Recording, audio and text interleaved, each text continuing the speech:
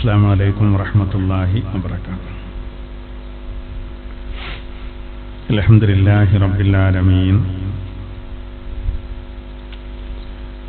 والصلاة والسلام على أشرف المرسلين وعلى آله وصحبه أجمعين، أما بعد.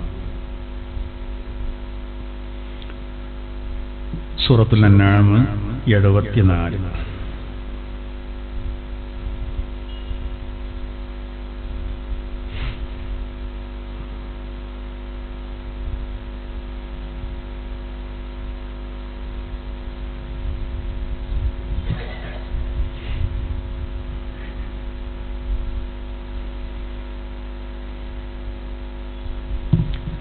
أعوذ بالله من الشيطان الرجيم. بسم الله الرحمن الرحيم. وإذ قال إبراهيم لأبيه آزر أتتخذ أصناما آلهة إني أراك وقومك في ضلال مبين. وكذلك نري إبراهيم ملكوت السماوات والأرض وليكون من الموقنين. فلما جن عليه الليل رأى كوكبا قال هذا ربي. فلما أفل قال لا أحب الآفلين. فلما رأى القمر بازغا قال هذا ربي. فلما أفل قال لئن لم يهدني ربي لأكونن من القوم الضالين. فلما رأى الشمس بازغة قال هذا ربي هذا أكبر. فلما أفلت قال يا قوم إني بريء مما تشركون. إني وجهت وجهي للذي فطر السماوات والأرض حنيفا وما أنا من المشركين. صدق الله العلي العظيم. ആദരണീയരായ മുഅ്മിനീങ്ങളെ, അല്ലാഹു സുബ്ഹാനഹു വ തആല നമ്മെ എല്ലാവരെയും അല്ലാഹുവിന്റെ പൊരുത്തത്തിലായി ജീവിച്ച് അവന്റെ അനുഗ്രഹം ലഭിച്ചവരുടെ കൂടെ അവരോടൊന്നിച്ച് സ്വർഗത്തിൽ ഒരുമിച്ച് കൂടാനുള്ള തൗഫീഖ് അല്ലാഹു നമുക്കെല്ലാവർക്കും പ്രദാനം ചെയ്യട്ടെ. ഖുർആന്റെ യഥാർത്ഥ അഹ്ലുകാരിൽ അല്ലാഹു നമ്മെ ഉൾപ്പെടുത്തട്ടെ. അല്ലാഹു നമ്മുടെ എല്ലാവരുടെയും ജീവിതത്തിൽ ഖൈറും ബർക്കത്തും പ്രദാനം ചെയ്യട്ടെ. നമുക്കെല്ലാവർക്കും അല്ലാഹു തആല ആത്മാഭിമാനത്തോടെ ജീവിക്കാനും പരിപൂർണ്ണ ഹിദായത്തിലായിട്ട് മരിക്കാനും അല്ലാഹു തൗഫീഖ് ചെയ്യട്ടെ. ആമീൻ. വളരെ സുപ്രധാനമായൊരു ഭാഗമാണ് ഇന്ന് നമുക്ക് വിശദീകരിക്കാനുള്ളത്. സൂറത്തുൽ അൻആമിലെ 74 മുതലുള്ള ആയത്ത്. ഇതില് 76-ാമത്തെ ആയത്തൊക്കെ അതിന്റെ ഒരു ഭാഗം മാത്രം എടുത്താൽ, അതിന്റെ ആ മധ്യഭാഗം മാത്രം എന്ന സന്ദർഭത്തിൽ നിന്ന് എടുത്താൽ ആകെ ആശയക്കുഴപ്പത്തിലായി പോകും. അങ്ങനെയുള്ള ചില പ്രധാനപ്പെട്ട കാര്യങ്ങളൊക്കെ അടങ്ങിയ ഭാഗങ്ങളാണ്. എന്തൊക്കെയാണ് അതിൽ അടങ്ങിയതെന്ന് ഒരു പ്രബോധകൻ തന്റെ പ്രബോധന രംഗത്ത് സ്വീകരിക്കേണ്ട രീതികൾ ഇബ്രാഹിം നബി അലൈഹിസ്സലാത്തു വസ്സലാമിൽ നമുക്ക് പഠിക്കാനുള്ള ഒരുപാട് കാര്യങ്ങൾ അതിലുണ്ട്. ഇൻഷാ അല്ലാഹ് നമുക്ക് വിശദീകരിക്കാം. ബിസ്മില്ലാഹിർ റഹ്മാനിർ റഹീം. وإذ قال إبراهيم لأبيه آزر أتتخذ أصناما آلهة إني أراك وقومك في ضلال مبين. വഇദ് ഖാല ഇബ്രാഹിമു, ഇബ്രാഹിം നബി അലൈഹിസ്സലാത്തു വസ്സലാം പറഞ്ഞ സന്ദർഭം, ആ കഥ നമുക്ക് പറഞ്ഞു തരണമല്ലോ.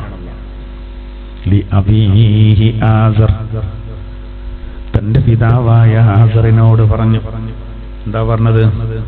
അതത്തഖിദു അസ്നാമൻ ആലിഹ, താങ്കൾ വിഗ്രഹങ്ങളെ ആരാധ്യ വസ്തുവാക്കുകയാണോ, ഇലാഹാക്കുകയാണോ?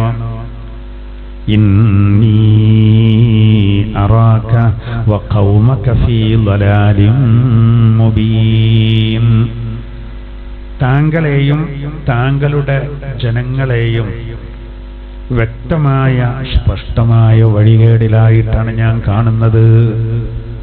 ഇബ്രാഹിം നബി അലൈഹിസ്സലാത്തു വസ്സലാം തന്റെ ദൗത്യ നിർവഹണം ഭംഗിയായിട്ട് നിർവഹിക്കുകയാണ്. അള്ളാഹു അദ്ദേഹത്തിന് പ്രവാചകനാക്കിയെന്ന് മാത്രമല്ല, അള്ളാഹുവിന്റെ ഖലീൽ എന്ന സവിശേഷമായൊരു പദവി നൽകി. വത്തഖദല്ലാഹു ഇബ്രാഹീമ ഖലീലാ, ഖുർആൻ പറഞ്ഞിട്ടുണ്ട്. ഇബ്രാഹിം നബി അലൈഹിസ്സലാത്തു വസ്സലാമിനെ അള്ളാഹു തആല ഖലീലാക്കിയെന്ന് അള്ളാഹു തന്നെ പറയുന്നുണ്ട്. അങ്ങനെ സവിശേഷമായ പദവി കൊടുത്തിട്ട് ഇബ്രാഹിം നബി അലൈഹിസ്സലാത്തു വസ്സലാമിനെ അള്ളാഹു തആല പ്രവാചകനാക്കി. അദ്ദേഹം തന്റെ ദൗത്യം നിർവഹിക്കുകയാണ്, വീട്ടിൽ നിന്ന് തന്നെ തുടങ്ങുകയാണ്. അദ്ദേഹത്തിന്റെ പിതാവ് ആസർ, അദ്ദേഹം ഒരുപാട് വിഗ്രഹങ്ങൾ മൊത്തത്തിൽ ഉണ്ടാക്കുന്ന ആളാണ്, വിൽപ്പന നടത്തുന്ന ആളാണ്, വിഗ്രഹങ്ങളെ ആരാധിക്കുന്ന ആളാണ്. കുറെ ആളുകളുണ്ട്, അതാണ് അദ്ദേഹത്തിന്റെ ആളുകൾ എന്ന് പറഞ്ഞത്. അപ്പൊ ഇബ്രാഹിം നബി അലൈഹിസ്സലാത്തു വസ്സലാം തന്റെ പിതാവിനോട് പറയാണ്. പിതാവിനോട് ഇപ്പൊ എങ്ങനെ പറയാന്നല്ല, അല്ലെങ്കിൽ വാപ്പാനോട് ഇപ്പൊ ഞാൻ പറയുമ്പോൾ അതൊക്കെ ബുദ്ധിമുട്ടാണ്, അത് പിന്നെ വേറെ ആരെങ്കിലും കേൾപ്പിച്ച് ഇപ്പൊ ഞാൻ നേരിട്ട് പറയേണ്ട, അതൊക്കെ ഒരു പ്രയാസീകാരം എന്ന് പറഞ്ഞ് മൂപ്പര് വേറെ ആരെയും അതിന് ഏൽപ്പിക്കുന്നില്ല, നേരെ തന്റെ പിതാവിനോട് ആണ് പറഞ്ഞത്. അതുകൊണ്ടാണ് നമ്മുടെ നബിയോട് അള്ളാഹു എന്ത് പറഞ്ഞത്?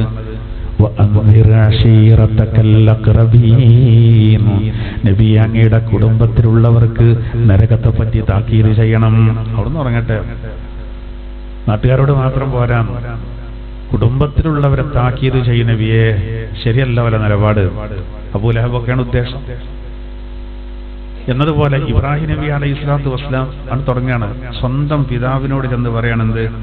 അതത്തഖിദു അസ്നാമൻ ആലിഹ, അങ്ങ് വിഗ്രഹങ്ങളെ ദൈവങ്ങളാക്കി ദൈവമായി വെക്കുക, ഇലാഹാക്കുകയാണോ? എന്താ നിങ്ങൾ ഈ ചെയ്യുന്നത്? ഇന്നി അറാക വഖൗമക ഫീ ളലാലിൻ മുബീൻ, താങ്കളെ ഞാൻ കാണുന്നത്, താങ്കളെ ജനങ്ങളെയും കാണുന്നത് സ്പഷ്ടമായ പിഴവിലാകുന്നു. സ്പഷ്ടമായ പിഴവില. അവിടെ ഒരുപാട് വിഷയങ്ങൾ അവിടെ പറയണ്ട. ഒന്ന്, അപ്പോ ഇവിടെ ഇബ്രാഹിം നബി അലൈഹിസ്സലാത്തു വസ്സലാമിന്റെ പിതാവ് ആസർ ഇങ്ങനെ വിഗ്രഹത്തിന്റെ ആരാധകനാന്ന് പറയുമ്പോ അവിടെ ചിലപ്പോൾ നമുക്ക് ചില ഡൗട്ട് വരും. എങ്ങനെ അറിയോ? ഒന്ന്, അള്ളാന്റെ തിരുദൂതരുടെ ഹദീസ്, മറ്റൊന്ന് പരിശുദ്ധ ഖുർആനിൽ തന്നെ മറ്റൊരു പ്രയോഗം. ഉദാഹരണത്തിന് പരിശുദ്ധ ഖുർആനിൽ അല്ലാഹു തആല ശുഅറാ സൂറത്തില് അവസാന ഭാഗത്തിനായത്തിൽ എന്ത് പറയുന്നുണ്ട്? വതഖല്ലുബക ഫിസ്സാജിദീൻ, നബിയെ അങ്ങ് സുജൂദ് ചെയ്യുന്നവരിലൂടെ അവരുടെ മുതുകിലൂടെ കൈമാറ്റം ചെയ്യപ്പെട്ടത് അള്ളാഹു അറിയുന്നവനാണെന്നാണ് ആയത്തിന്റെ ഒരു അർത്ഥം. അള്ളാഹു ശരിക്കറിയട്ടോ. സുജൂദ് ചെയ്യുന്നവർ എന്നവിടെ പറഞ്ഞത് അത് ശരിക്ക് ഏകദൈവ വിശ്വാസികളാണല്ലോ. സദ്വൃത്തരായ അള്ളാഹുവിനോട് വളരെയധികം അടുത്ത നല്ല ആളുകൾക്കാണ് അങ്ങനെ പറയാം. അവരുടെ മുതുകിലൂടെയാണ് അങ്ങ് കൈമാറ്റം ചെയ്യപ്പെട്ടതെന്ന് പറയുമ്പോൾ നബിയുടെ ഉപ്പ, ഉപ്പാന്റെ ഉപ്പ, അവരുടെ ഉപ്പ, അങ്ങനെ ആദം നബി അലൈഹിസ്സലാത്തു വസ്സലാമിന്റെ അരികെത്തുന്നത് വരെ ഒരു നല്ല, ഏറ്റവും നല്ലൊരു പരമ്പരയാണെന്നാണ് പറയുന്നത്. അപ്പൊ ഖുർആൻ പറയണം. അപ്പൊ ഈ പറയുന്ന ഇബ്രാഹിം നബി തന്റെ പിതാവിനോട് പറയാണ്, അവൻ നേരെ എതിരാള. മൂപ്പര് വിഗ്രഹങ്ങളെ ആരാധിക്കുന്ന ആളായിരുന്നു എന്നുള്ളത്. അത് നമ്മുടെ നബിയെ സംബന്ധിച്ചിടത്തോളം നബിന്റെ ഒപ്പാന്റെ ഒപ്പം അങ്ങനെ പോയ ഇസ്മായിൽ നബി ആയിരിക്കും, ഇബ്രാഹിം നബി ആയിരിക്കും. ഇബ്രാഹിം നബിന്റെ ഫാദറാണെങ്കിൽ അപ്പൊ എന്താണ് പിന്നെ അങ്ങനെ വരിക? അതുപോലെ തന്നെ നബി സല്ലല്ലാഹു അലൈഹി വസല്ലം തങ്ങളുടെ ഹദീസ് നമുക്കൊക്കെ അറിയാം. നമ്മൾ സാധാരണ മൗലിദ് ഓതുന്ന സമയത്ത് നമ്മൾ റസൂലുള്ളാഹി സ്വല്ലല്ലാഹു അലൈഹി വസല്ലമ തങ്ങൾ പിന്നെ പറഞ്ഞൊരു ഹദീസ് ഉദ്ധരിക്കാറുണ്ട്. റസൂലുള്ളാഹി പറഞ്ഞിട്ട് ഞാൻ ഒരു പ്രകാശമായിരുന്നു, അതായത് ആദം നബിനെ പടക്കുന്നതിന് മുമ്പ് അള്ളാഹു ആ പ്രകാശത്തെ പഠിച്ചതൊക്കെയാണ് പറയുന്നത്. അങ്ങനെ പറഞ്ഞിട്ട് പിന്നെ അവസാനം പറയുന്നുണ്ട് എന്ത്, നബി തങ്ങൾ എന്നെ പറയുന്നുണ്ട്, ഫലമ്മാ ഖലഖല്ലാഹു തആല ആദം നബി അലൈഹി സ്വലാത്തു വസ്സലാമിനെ അള്ളാഹു സൃഷ്ടിച്ചപ്പോൾ അൽഖാ ദാലിക നൂറ ഫീ തീനതിഹി, ആ പ്രകാശത്തെ ആദം നബിയെ സൃഷ്ടിച്ച മണ്ണിൽ അള്ളാഹു നിക്ഷേപിച്ചു. അതാണ് സൈനുദ്ദീൻ മഖ്തൂർ റളിയല്ലാഹു അൻഹു മങ്കൂസ് മൗലിദിൽ എഴുതിയത് നബി തങ്ങളുടെ ഹദീസ്. മുത്തുനബിന്റെ പ്രകാശത്തെ അള്ളാഹു തആല ആദ്യം പഠിച്ചിട്ട് ആദം നബിയെ സൃഷ്ടിച്ചപ്പോൾ ആ മണ്ണിൽ അതിനെ സന്നിവേശിപ്പിച്ചു. പിന്നെ പറയുന്നതോ, പിന്നീട് നബി തങ്ങൾ പറയാൻ അങ്ങനെ സന്നിവേശിപ്പിച്ചതിന്റെ ശേഷം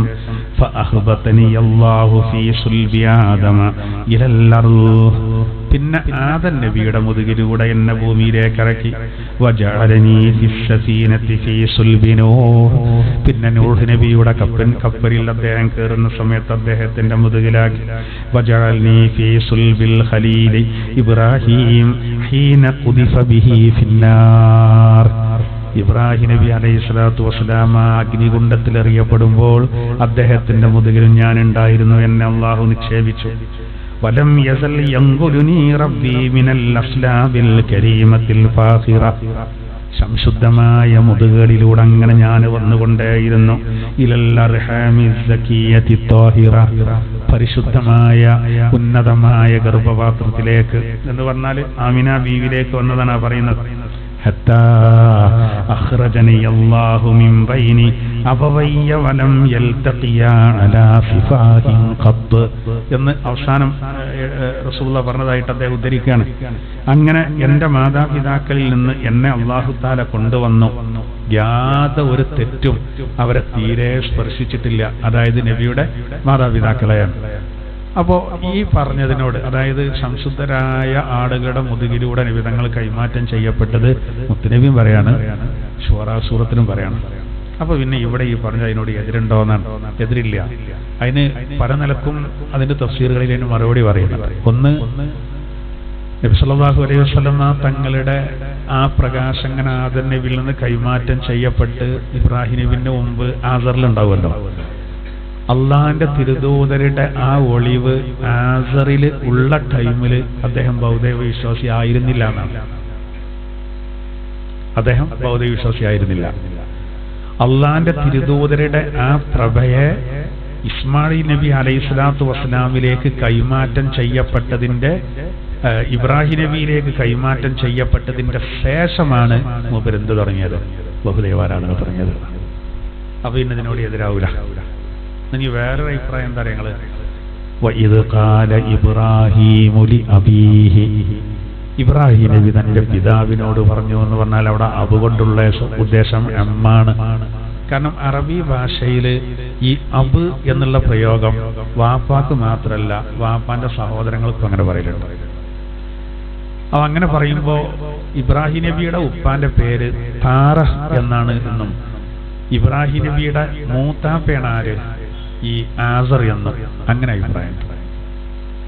ഇവ അത് രണ്ടും ഒന്ന് തന്നെയാണ്.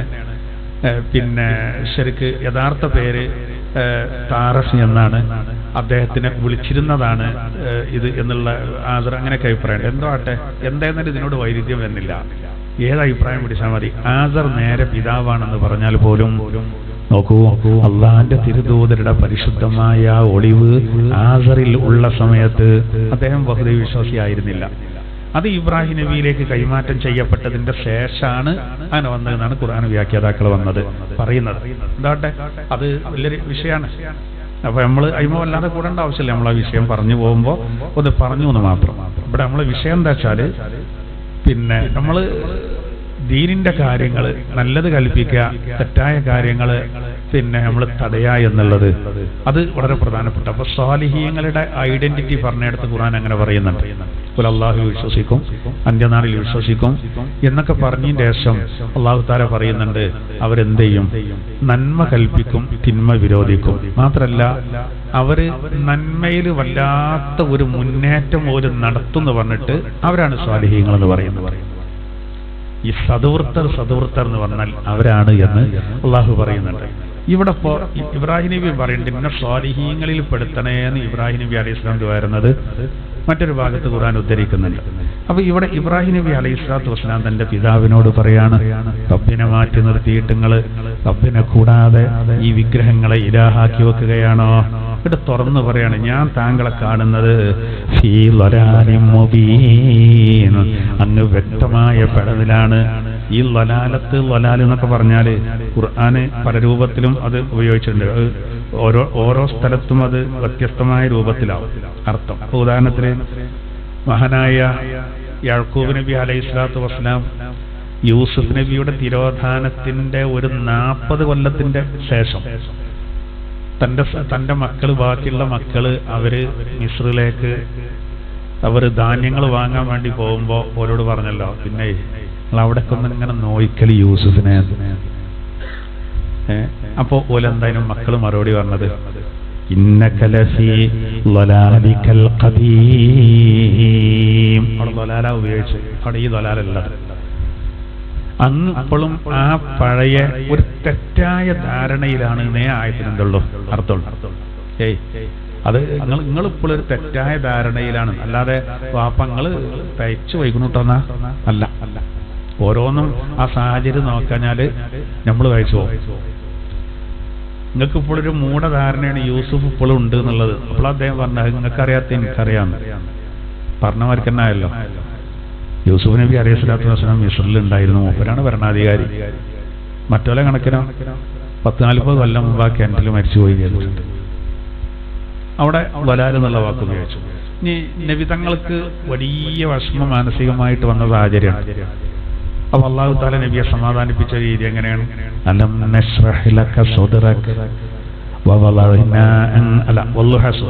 വല്ലുഹാ വല്ലൈലി ഇദാ സജാ മാ വദ്ദഅക റബ്ബുക വമാ ഖലാ വലല്ലാഖിറതു ഖൈറുൽ ലക മിനൽ ഊലാ വലസൗഫ യുഅതീക റബ്ബുക ഫതറല്ലാ അലം യജിദ്ക യതീമൻ ഫആവാ വവജദക ളാല്ലൻ ഫഹദാ. അവിടെ നേരെ അർത്ഥം വെച്ച എന്തേ കാരണം? എത്രമാത്രം നമ്മൾ വയസ്സു പോകും. അതാ നിഘണ്ടുവൊക്കെ അർത്ഥം വെക്കാൻ പാടില്ല. ഇത് നമുക്ക് ഭയങ്കര പ്രയാസം വന്നപ്പോ അള്ളാഹു പറയാണ് വല്ലുഹാ വല്ലൈലി ഇദാ സജാ എന്ന് പറഞ്ഞിട്ട് സത്യം ചെയ്ത് ളുഹാനെ വെച്ച് സത്യം ചെയ്യാണ്. മാ വദ്ദഅക റബ്ബുക വമാ ഖലാ. നബിയെ, അങ്ങയുടെ റബ്ബ് അങ്ങയെ കൈവടിഞ്ഞിട്ടില്ല, അങ്ങയോട് കോപിച്ചിട്ടില്ല. ചില ആൾക്കാർ വെറുതെ പ്രചരിപ്പിക്കുകയാണ്. എന്ത്? നബി സല്ലല്ലാഹു അലൈഹി വസല്ലം തങ്ങളോട് അല്ലാഹുക്ക് ദേഷ്യാണ്, അതാണ് വഹി വരാത്തത്. അപ്പൊ അല്ലാഹു പറയാം അങ്ങനെയൊന്നും ഇല്ല കേട്ടോ, എന്തേലും പറഞ്ഞോട്ടെ. മാ വദ്ദഅക റബ്ബുക വമാ ഖലാ. പിന്നെ ദുനിയാവിലാവുമ്പോ അങ്ങനെയൊക്കെ പ്രയാസങ്ങൾ പലരും ഉണ്ടാകും. അതാണ് ഖുർആൻ പറയുന്നത് വലല്ലാഖിറതു ഖൈറുൽ ലക മിനൽ ഊലാ.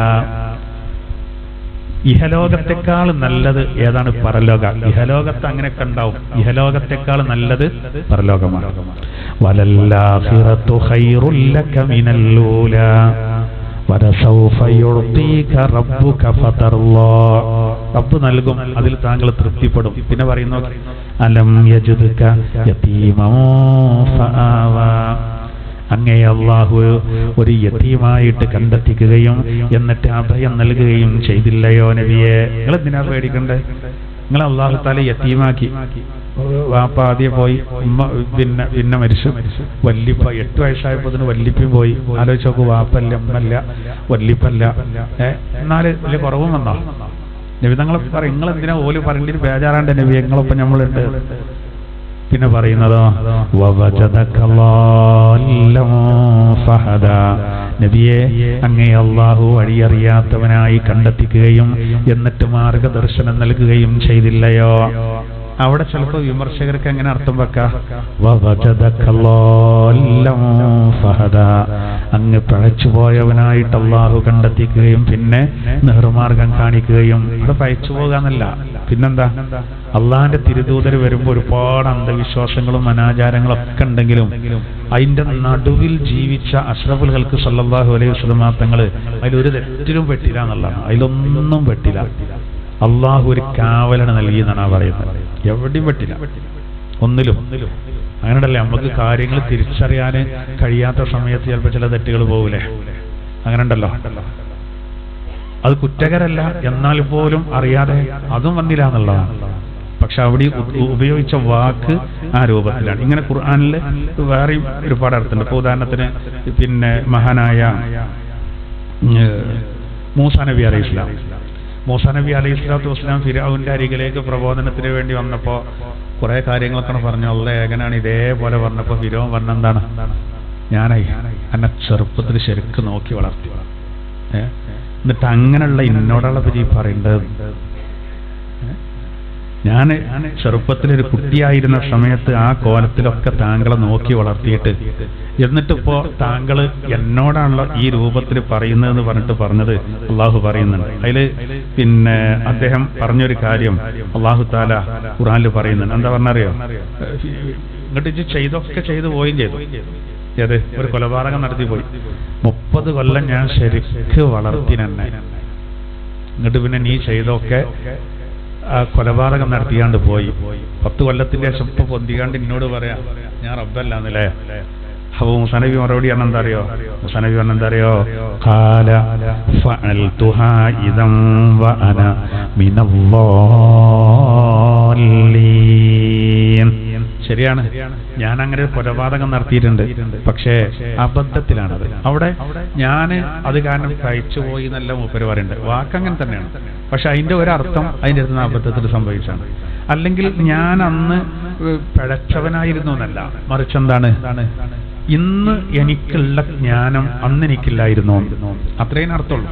ഇപ്പോ അദ്ദേഹം പ്രവാചകനായിട്ട് വന്നാണ്, എനിക്ക് അല്ലാഹു തആല ഹുക്മ നൽകിയിട്ടുണ്ട്, വലിയ തത്വജ്ഞാനം നൽകിയിട്ടുണ്ടെന്ന് അദ്ദേഹം പറയുന്നുണ്ട്.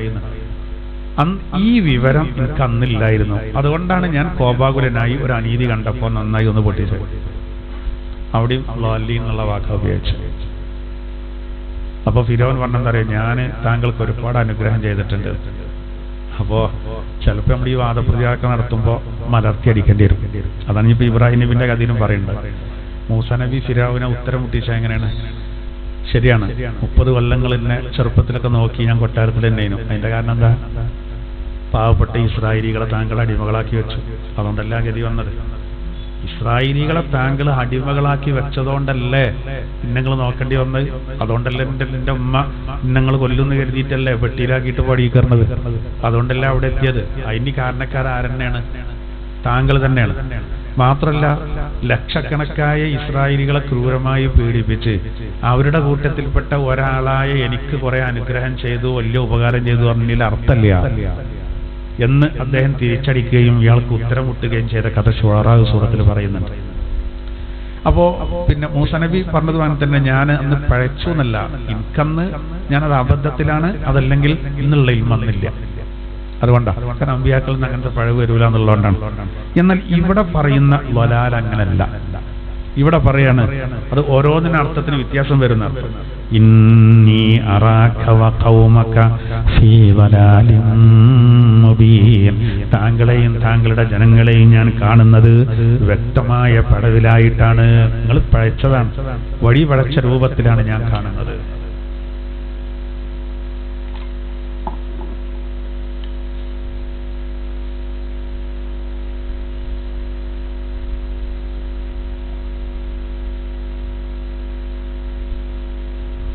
ഈ വിഷയം വേറെ ഒരുപാട് ആയത്തുകളിൽ പറയുന്നുണ്ട്. ഇയാളാകെ രോഷാകുലനായി, ആസറിന് ഒരിക്കലും ഉൾക്കൊള്ളാൻ കഴിഞ്ഞില്ല. അതുകൊണ്ട് ഇബ്രാഹിം നബിയുടെ നാശം കൊതിക്കുന്ന ഒരാളായിരുന്നു അദ്ദേഹം. ഭയങ്കര വെറുപ്പായിരുന്നു. ഉമ്മാക്ക് അത്ര തന്നെ വെറുപ്പില്ലായിരുന്നു, പാപ്പാക്ക് ഭയങ്കര വെറുപ്പായിരുന്നു. പക്ഷെ മൂപ്പരതൊന്നും കണക്കിലെടുത്തില്ല. കാരണം ഷിർക്കിന്റെ കാര്യത്തിൽ കണക്കിലെടുക്കരുത് എന്നാണ് ഇവിടെ പറയുന്നത്. പരിശുദ്ധ ഖുർആനിൽ ലുഖ്മാൻ സൂറത്തിൽ പറയുന്നത്, മാതാപിതാക്കളെ നമ്മളെല്ലാം പരിഗണിക്കണം, പക്ഷെ ഒരു ഷിർക്ക് ചെയ്യാൻ പ്രേരിപ്പിച്ചാൽ നമ്മൾ പരിഗണിക്കേണ്ടതാണ്. അവിടെ വാപ്പയമ്മയൊന്നും നോക്കണ്ട. ഇനി ഓല് നമ്മളെ ഷിർക്കിനെ പ്രേരിപ്പിക്കുന്നവരാണെങ്കിലും വാപ്പ ഉമ്മ എന്നുള്ള നിലക്കുള്ള പരിഗണന അവർക്ക് കൊടുക്കും വേണമെന്ന് പഠിപ്പിച്ചിട്ടുണ്ട്. പറയാൻ മക്കൾ അതിന് മുമ്പ് നോക്കൂ നടന്ന സംഭവങ്ങൾ. وَكَذَلِكَ نُرِي إِبْرَاهِيمَ مَلَكُوتَ السَّمَاوَاتِ وَالْأَرْضِ. അല്ലാഹു തആല പറയാണ്, അപ്രകാരം ഇബ്രാഹിം നബി അലൈഹിസ്സലാത്തു വസ്സലാമിനിക്ക് ആകാശങ്ങളുടെയും ഭൂമിയുടെയും ആധിപത്യം, അദൃശ്യാധിപത്യം ഞാൻ കാണിച്ചു കൊടുത്തു. എന്തിനാണത്? വലിയകൂന മിനൽ മൂഖിനീൻ, അദ്ദേഹം ദൃഢവിശ്വാസികളുടെ കൂട്ടത്തിൽ ഉൾപ്പെടാൻ വേണ്ടിയിട്ടാണ്. നമുക്കെല്ലാവർക്കും നമ്മളെ ഈമാൻ ഉറക്കാൻ ആവശ്യമായ അങ്ങനെയുള്ള ഒരു കാര്യങ്ങളൊക്കെ ഇപ്പൊ നമ്മളൊക്കെ ഇപ്പൊ അത്ര വലിയ പ്രതിഭകളൊന്നും അല്ലല്ലോ. അപ്പൊ നമുക്ക് ആവശ്യമായ കുറെ രേഖകൾ അല്ലാഹു തആല നമുക്ക് കാണിച്ചു തരുന്നുണ്ട്. ഓരോ രേഖകൾ നമ്മളെ ഈമാൻ ഇങ്ങനെ വർദ്ധിക്കാൻ ആവശ്യമായ ഒരുപാട് രേഖകൾ പല നിലക്കായിരിക്കണം. എന്നാല് അള്ളാന്റെ ഖലീലായ ഇബ്രാഹിം നബിക്ക് ഇനി കടുത്ത പരീക്ഷണങ്ങൾ വരാൻ പോവാണ്. അപ്പൊ നല്ല ഈമാൻ അല്ലെങ്കിൽ പിടിച്ചിക്കാൻ കഴിയില്ല. അതുകൊണ്ടാണ് ആകാശങ്ങളുടെയും ഭൂമിയുടെയും അദൃശ്യാധിപത്യം അള്ളാഹു ഇബ്രാഹിം നബിക്ക് കാണിച്ചു കൊടുത്തു. അത് എങ്ങനെയെന്ന് പറഞ്ഞില്ല. ഈ പ്രപഞ്ചത്തെ അണ്ടകടാഹങ്ങളെ മുഴുവനും സൃഷ്ടിച്ച് പരിപാലിക്കുന്ന അള്ളാഹു അതിന്റെ ചില സിറുകൾ അത് കാണിച്ചു കൊടുക്കുന്നതാണ്. അപ്പൊ അങ്ങനെ ഉണ്ടല്ലോ ചില കാര്യങ്ങളൊക്കെ. ഇപ്പൊ നമ്മളൊക്കെ ഇപ്പോ കഴബാലയം പുറത്തുനിന്നിങ്ങനെ കാണണം, ഉള്ളെങ്ങനെയാണെന്നൊക്കെ നമ്മള് അതിൽ കയറി നോക്കിയില്ല. എന്നാൽ ചില ഭരണാധികാരികളും മറ്റുമൊക്കെ ചില ഗസ്റ്റുകൾക്കൊക്കെ അതിനുള്ള അവസരങ്ങൾ ഉത്തരവാദപ്പെട്ടവർക്ക് കൊടുക്കാറുണ്ട്. കണ്ട് അതിന്റെ ഉള്ളിൽ കാണുമ്പോഴുള്ള ഒരു അനുഭൂതി പുറത്തുക്കുമ്പോൾ നമുക്ക് എന്തായിരുന്നാലും ഉണ്ടാവില്ല. അത് വേറെ തന്നെയാണ്. എല്ലാം അങ്ങനെ തന്നെയാണ്. ഇപ്പോ അമേരിക്കൻ്റെത് നമുക്കറിയാം. ട്രേഡ് സെന്ററും പെന്റഗണും ഒരു സമയത്ത് ആക്രമിക്കപ്പെട്ട അങ്ങനെ ഒരു സ്ഥലം ഉണ്ടെന്ന് നമുക്കറിയാം. പക്ഷെ പോയിന്ന് വരുമ്പോൾ അവിടെ പോയി കാണുമ്പോൾ അത് വേറെ രീതിയിലായിരിക്കും നമ്മളെ മനസ്സിൽ. പിന്നെ സഫയും മറവയും നമ്മൾ ചരിത്രം ഇങ്ങനെ കേൾക്കും. അറഫയും മിനയും മുസ്ദലിഫയൊക്കെ നമ്മൾ ചരിത്രം ഒരുപാട് കേട്ടതാണ്. നമ്മൾ കഅബ ഷരീഫും റൗള ഷരീഫും ഒക്കെ ഇങ്ങനെ ചരിത്രം വായിക്കുന്നതിന്റെ വീഡിയോ കാണുന്നൊക്കെ ഉണ്ട്. പോയി വരുമ്പോഴുള്ള അവസ്ഥ എന്താ? കുറഞ്ഞ വ്യത്യാസം ഉണ്ടാവും. എന്നതുപോലെ ഇബ്രാഹിം നബി അലൈഹിസ്സലാത്തു വസ്സലാമിന്റെ ഖൽബിന് ഒരു തുമനീനത്ത് കിട്ടാൻ നല്ലൊരു അദ്ദേഹം ഒരിക്കൽ അങ്ങനെ ആവശ്യപ്പെട്ടിട്ടുണ്ട്. പടച്ചോനെ മരിച്ചോലെ ജീവിപ്പിക്കേണ്ട എനിക്കൊന്ന് കാണിച്ചു തരണമെന്നില്ലേ. അപ്പൊ ഇബ്രാഹിം നബിയുടെ അള്ളാഹു പറഞ്ഞത് അപ്പൊ നിങ്ങൾക്ക് വിശ്വാസം ചോദിച്ചു. അല്ല വിശ്വാസം ലേറ്റല്ല, എന്നാലും കണ്ടാല് അങ്ങനെ ഉണ്ടല്ലോ. എന്നാ പിന്നെ 4 പക്ഷികളെ പിടിച്ചോളിയായിരുന്നു. 4 പക്ഷികളെ പിടിച്ചു. ആ 4 പക്ഷികളെ ശരിക്ക് നോക്കാൻ പറഞ്ഞു. പിന്നെ കൺഫ്യൂഷൻ ആയത്. അപ്പൊ ശരിക്ക് നോക്കി മനസ്സിലാക്കി അതിനെ അറുത്തിട്ട് അതിന്റെ തൂവരും മാംസും എല്ലും ഒക്കെ പാടെ മിക്സ് ആക്കാൻ പറഞ്ഞു. ഒന്നും ഒഴിവാക്കണ്ട, ഒക്കെ കൂട്ടി കലർത്തി. എന്നിട്ട് എന്ത് ചെയ്തു? അത് പിന്നെ 4 പർവ്വതത്തിന്റെ മുകളിൽ കൊണ്ടുപോയിടാൻ പറഞ്ഞു. അപ്പൊ എല്ലാം എല്ലായിടത്തും ഉണ്ടാവും. 4 പക്ഷികളുടെ അവശിഷ്ടമൊക്കെ മിക്സ് ആക്കിയാണ്. എന്നിട്ട് ഇബ്രാഹിം നബിയുടെ അള്ളാഹു പറഞ്ഞു ഇങ്ങനെ വിളിച്ചോളിയാണ്. അള്ളാന്റെ അനുമതിയോടുകൂടാണ് പാറി വരുന്നത്. പറഞ്ഞ മാർക്കന്നെ ആ അവശിഷ്ടങ്ങൾ മുകളിലേക്കാണ് പൊന്തി. നമ്മളുണ്ടല്ലോ ചേരുമ്പടി ചേർക്കാറുണ്ടല്ലോ, കുട്ടികളോട് പറയല്ലോ. എന്ന് പറഞ്ഞ പോലെ ഇതിങ്ങനെ നമ്മളിപ്പോ ഒരു 4 പക്ഷികൾ കടലാസിൽ വരച്ചുണ്ടായിക്കാണ്ട് അതൊക്കെ ഇങ്ങോട്ട് വെട്ടി കറക്കിയിട്ട് പല കഷ്ണങ്ങളാക്കി കൂട്ടിയാണ് കൊടുത്തിട്ട് കുട്ടികളെടുത്ത് പറഞ്ഞു ഇത് കൂട്ടിക്കാണി പറഞ്ഞാൽ ഇത് സമ്മാനമൊക്കെ കിട്ടുന്നുണ്ടെങ്കിൽ ഒരു എട്ടങ്ങാറായി ചെയ്യും എന്ന് പറഞ്ഞാൽ ഇവിടെ ഈ അവശിഷ്ടങ്ങൾ മുകളിലേക്കാണ് പൊന്തിയിട്ട് 4 പക്ഷികളിലേക്കും ചേർന്ന് ഇബ്രാഹിമിയുടെ അരിയിലേക്ക് വന്നു. ഇതിപ്പോ അതന്നെ ഇങ്ങനെ ആണോ എന്ന് സംശയിക്കാതിരിക്കാൻ ആദ്യം ശരിക്ക് നോക്കാൻ പറഞ്ഞു. അതോടുകൂടെ മൂപ്പർക്ക് ആദ്യം സംശയം ഉണ്ടായിട്ടല്ല, ആ ചില കാര്യങ്ങൾ അങ്ങനെ അതിന്റെ ഒരു ഭാഗം തന്നെയാണ് ഇവിടെയും പറയുന്നത്. ആകാശങ്ങളുടെയും ഭൂമിയുടെയും അദൃശ്യാധിപത്യം. പക്ഷെ അതൊന്നും നമുക്ക് ഗവേഷണം ചെയ്യാൻ കഴിയൂല. എങ്ങനെയാണ്? അങ്ങനെ തന്നെയാണ് തഫ്സീറിലും പറയുന്നത്. ഒരുപാട് പരീക്ഷണങ്ങൾ വരാൻ പോവാണ്. അപ്പൊക്കെ പിടിച്ചു നിൽക്കാൻ ആവശ്യമായ മരുന്നൊക്കെ അള്ളാഹു തആല എന്ത് ചെയ്തു? അദ്ദേഹത്തിന് കൊടുത്തു. അതുകൊണ്ടല്ലോ അദ്ദേഹം ലോകത്താകെ അദ്ദേഹം അറിയപ്പെടാനുള്ള കാരണം അതാണ്. അല്ലാഹു തആല പറയാണ് വകദാലിക നുരീ ഇബ്രാഹീമ മലകൂതസ് സമാവാതി വൽ അർള്. ആകാശങ്ങളുടെയും ഭൂമിയുടെയും അതിന്റെ അദൃശ്യമായ ആധിപത്യം കാണിക്കപ്പെട്ടു അദ്ദേഹത്തിന്. വലിയകൂന മിനൽ മൂഖിനീൻ. അതെന്തിനാണ്? അത് അദ്ദേഹം ദൃഢവിശ്വാസികളുടെ കൂട്ടത്തിൽ ഉൾപ്പെടാൻ വേണ്ടിയിട്ടാണ്. അത് ദൃഢവിശ്വാസികളുടെ കൂട്ടത്തിൽ, അതായത് നല്ല ഉറപ്പ് വേണം. ലവലേശം സംശയമൊന്നും ഇല്ലെങ്കിലും ഉണ്ടല്ലോ, നമുക്കറിയാം, ചിന്തിച്ചറിയാം, ഓരോരുത്തരുടെ ഈമാനിനും ആ ഈമാനിന്റെ അളവിൽ എന്തുണ്ടാവും? വ്യത്യാസം ഉണ്ടാവും. ഈമാന്റെ അളവിന് വ്യത്യാസമുണ്ട്.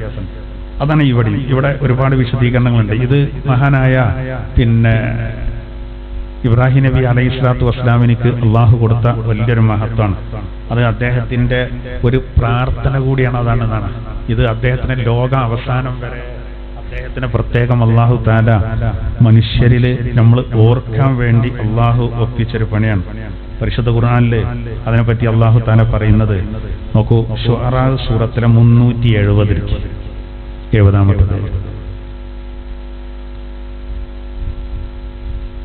ശുഅറാ സൂറത്ത് 370 83-ാമത്തെ ആയത്ത്, ഏറ്റവും താഴത്തെ.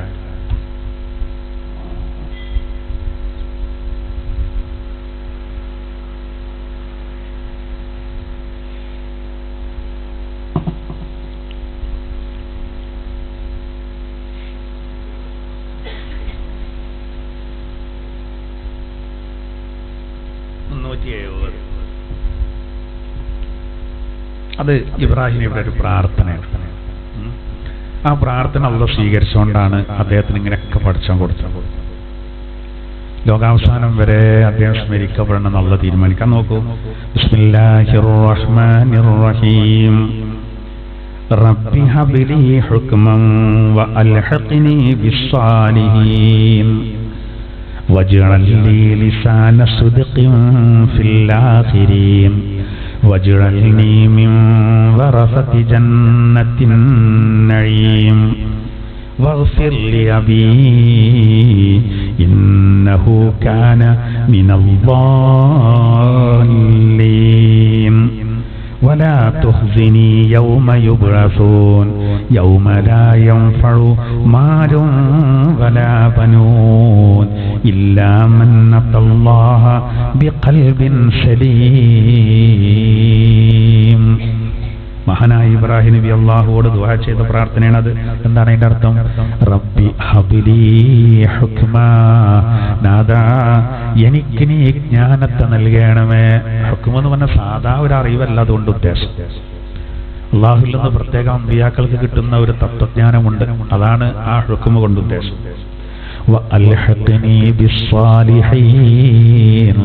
സദ്വൃത്തരിൽ എന്നെ ഉൾപ്പെടുത്തുകയും ചെയ്യണമേ. നോക്കണം നിങ്ങള്, ഇബ്രാഹിം നബി എന്തായിരുന്നാലും സ്വാലിഹാണെന്നുള്ള കാര്യം ഉറപ്പാണല്ലോ. അല്ലേ? ഇബ്രാഹിം നബി അലൈഹി സ്വലാത്തു വസ്സലാം സ്വാലിഹാണ് എന്നുള്ള കാര്യത്തിൽ സംശയമല്ല. അത് ഏതാണ് ആ സ്വാലിഹീങ്ങൾ എന്ന് പറയേണ്ട കാര്യങ്ങള്? പരിശുദ്ധ ഖുർആനിൽ അല്ലാഹു നിസാ സൂറത്തിൽ പറയുന്നുണ്ടല്ലോ, വമൻ യുതിഇല്ലാഹ വറസൂല ഫഉലൈക മഅല്ലദീന അൻഅമല്ലാഹു അലൈഹിം മിനൻ നബിയ്യീൻ വസ്സുദ്ദീഖീന വശുഹദാഇ വസ്സാലിഹീൻ. ആ സ്വാലിഹീങ്ങളാണത്. അവർക്ക് പരസ്പരം ബന്ധപ്പെട്ട് കിടക്കുകയാണ്. അമ്പിയാക്കളൊക്കെ സ്വാലിഹീങ്ങളാണ്. പിന്നെ അതിന്റെ അർത്ഥം എന്താ? പിന്നെ സ്വാലിഹീങ്ങളിൽ പെടുത്തനാണ്. അപ്പൊ സ്വാലിഹല്ലേ? ആണ്. പക്ഷെ അത് ഒന്ന് അവരുടെ ലാളിത്യാണ്. മറ്റൊന്ന് അനുയായികൾ ഇങ്ങനെയൊക്കെ പ്രാർത്ഥിക്കണമെങ്കിൽ സ്വാലിഹീങ്ങളാകാനോ ഇതിൽ ഉൾപ്പെടാനോ ഉറച്ചു നിൽക്കാനൊക്കെ ഇത് വരുന്നാലേ ബാക്കിയുള്ളവർ ഇത് വരുത്തുള്ളൂ.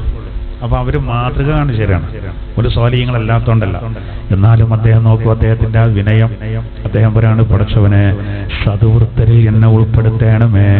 വജ്അൽ ലീ ലിസാന സിദ്ഖിൻ ഫിൽ ആഖിരീൻ, ശേഷക്കാരിൽ എന്റെ സൽകീർത്തി നിലനിർത്തണേ. അതായത് പിൻഗാമികളിൽ ഇനി വരാൻ പോകുന്നവരിൽ എന്ത് ചെയ്യണം? എനിക്ക് നല്ലൊരു പേര് നിലനിർത്തണം. കണ്ടോ? അവിടെ നമ്മൾ തെറ്റിദ്ധരിക്കാൻ പാടില്ല.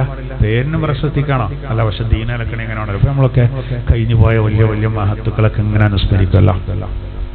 എന്തിനാണത്?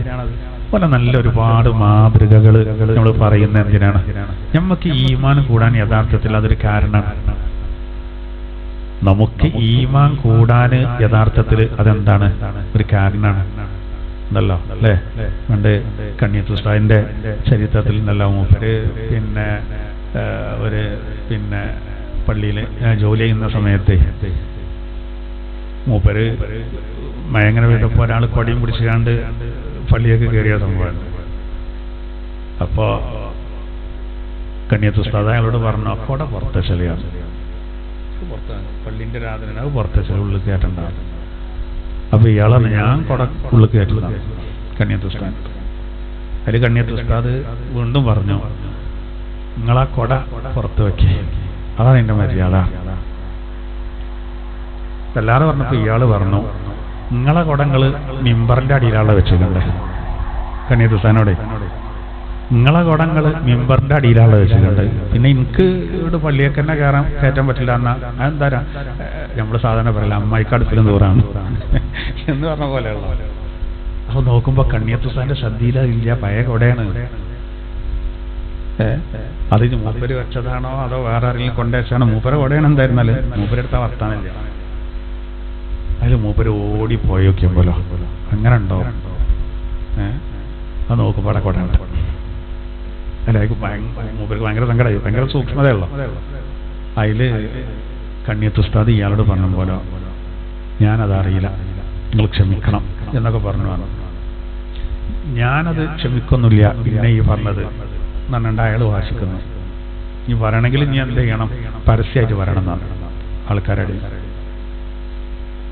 കണ്ണിയത്തുസ്താദ് എന്ന മഹാന് ആളുകളടിയെന്ന് പറഞ്ഞു.